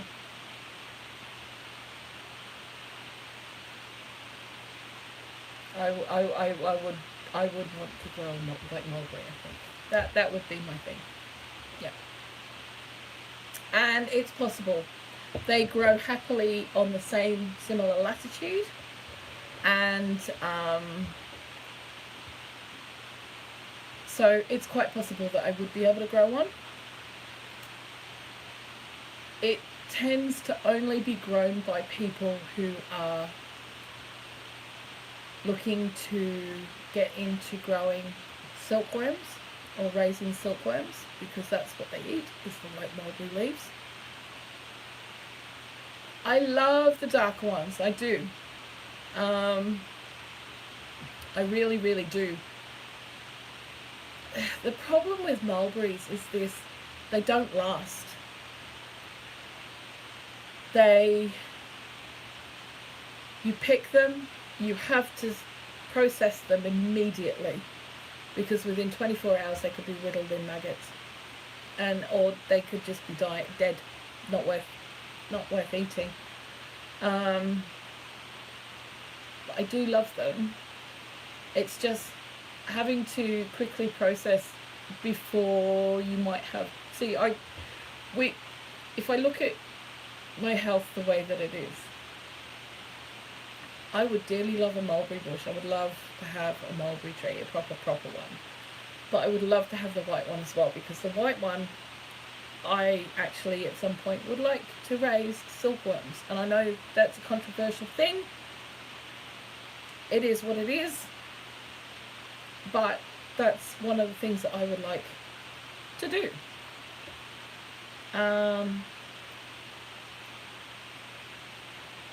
White mulberries is a invasive monster here. The berries are like a spoonful of wet sugar. Really? Wow. See, I wouldn't actually be growing it for the berries. I would then be growing it for the leaves, because I would be raising silkworms and feeding them with it. And I would have to have a good 5 to 10 trees. No, not that I know of. I don't think they have any native mulberry trees. I don't think so. Gotta go make tea. Great chat. Next Monday I'll be doing a live from their birthday. Yay! 4 time. See my community post as no notification going up. No worries, darling. No worries, honey. You take it easy. Have an awesome day. And I will catch you later on. So yeah. There you go. So yeah, I don't think that would be the thing I'd want to do, but whether I've got to do it or not, I don't know. It is a thing I'd like to do, but it's a very controversial thing, because I don't know.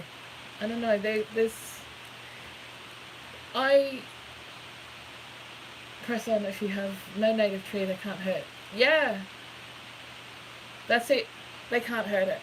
They can't, because there isn't a native mulberry tree. I would give it a go.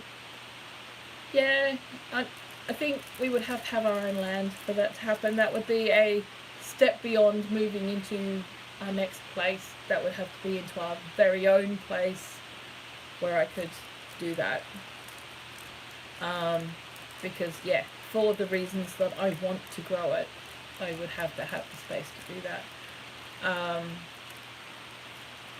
The eventual plan is to have land. Not a huge amount of land, probably just like 10 acres, something like that. Something that we could manage, so that we can be completely self-sufficient off the land and do what it is that we want to do with that. And have a woodland that we create ourselves, whether that would be, food forest variety woodland, as well as normal woodland, to expand the woodland areas. I want to set up my own studio, which because I'm a texture artist, so I do a lot of things. Everything's 3D variety art. I don't really do a lot of painting. Most of what I do is creation of things, and trying different things would be awesome, and having the space to do that would be amazing.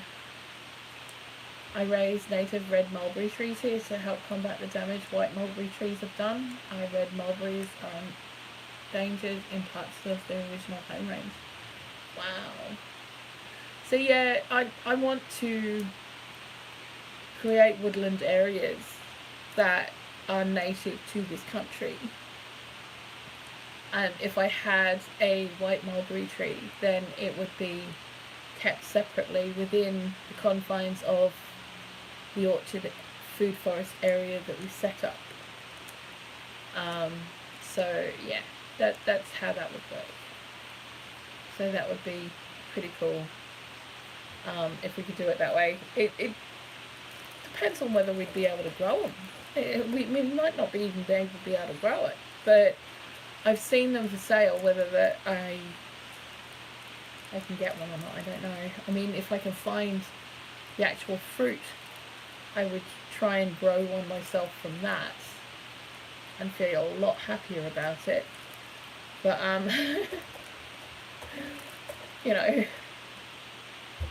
But there's a lot of things that we want to do, and getting to that point is going to take time and resources and health, etc. So we're working on it. It's just going to take time.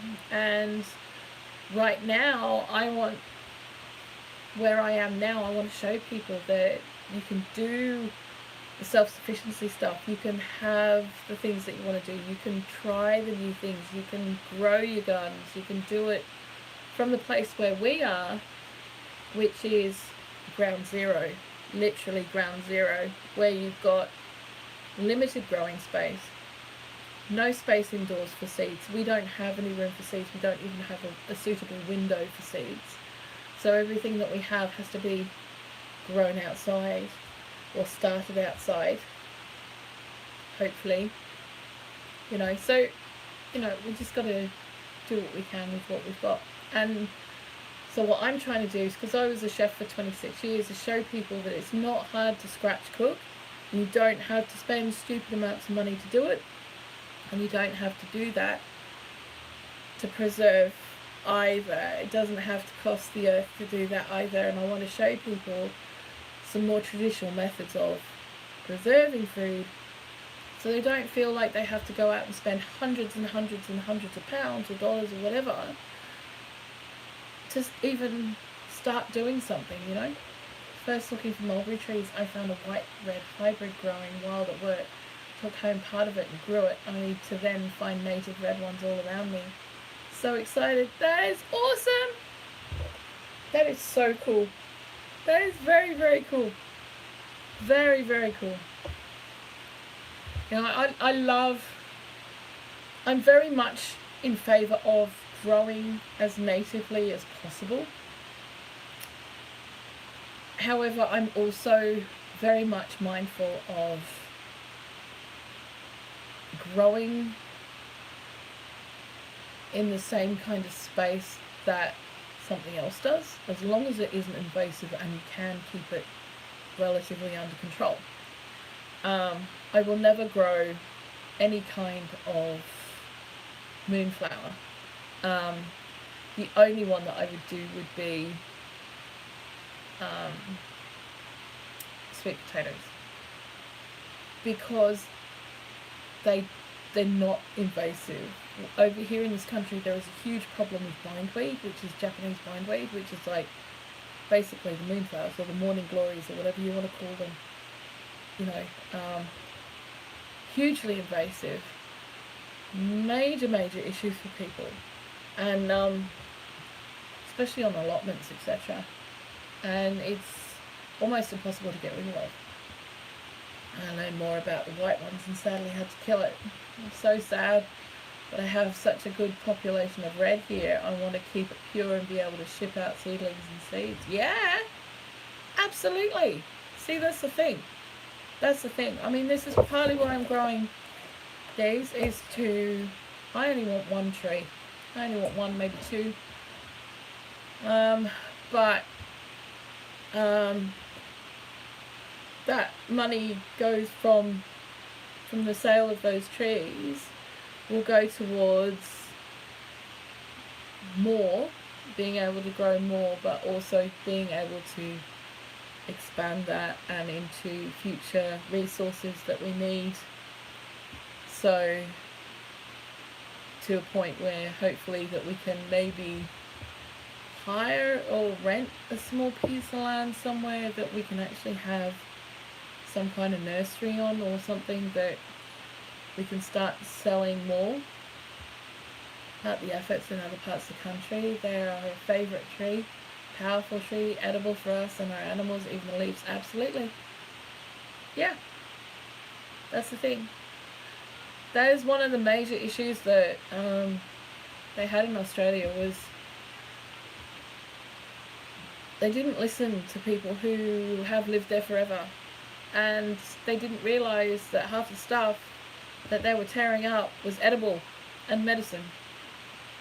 And since it was colonised 250 30 years ago. And that, like, 230 years is not a lot of years, really. But the desert part of the country has grown by 75%. You know, 75% of that desert now was not there when the first fleet arrived in Australia. And that was because they kept dragging trees out, trying to introduce European farming methods to a country that had less than an inch of topsoil.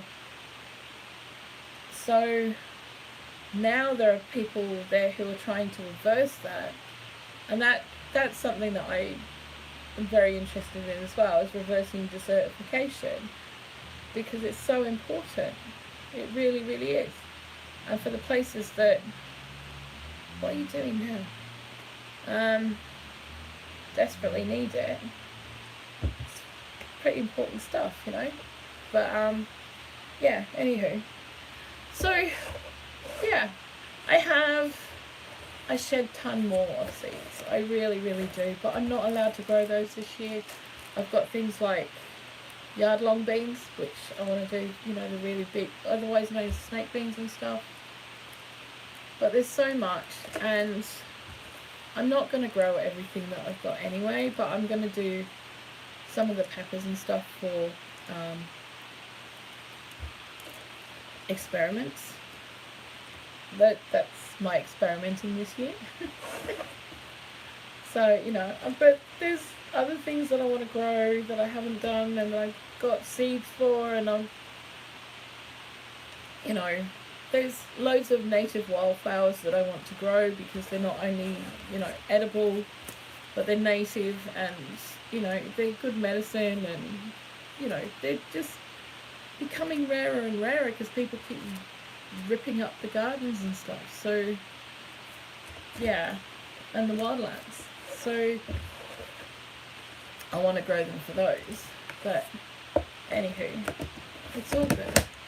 It's all very good. But I'm gonna have to go, I think. Yeah, it's 4:15. How long have I been going for? It's over 2 hours. 2.5 hours. Okay. So yeah, I think I need to wrap it up, because I have things that I have to do still. I still have things to do. But it has been loads and loads of fun, and I've really enjoyed you guys' company, and thank you so much for sitting with me while I got my seeds saved from, you know, from my shop bought veg and stuff. And yeah, I will be back on Friday. I should have I've got to do a couple of videos during the week, so I'll try and put those out, and I will be back doing live on Friday afternoon as well at the same time. So 2 o'clock our time, which I'm not really sure what time it is for you, but 2.5 hours ago. How's that?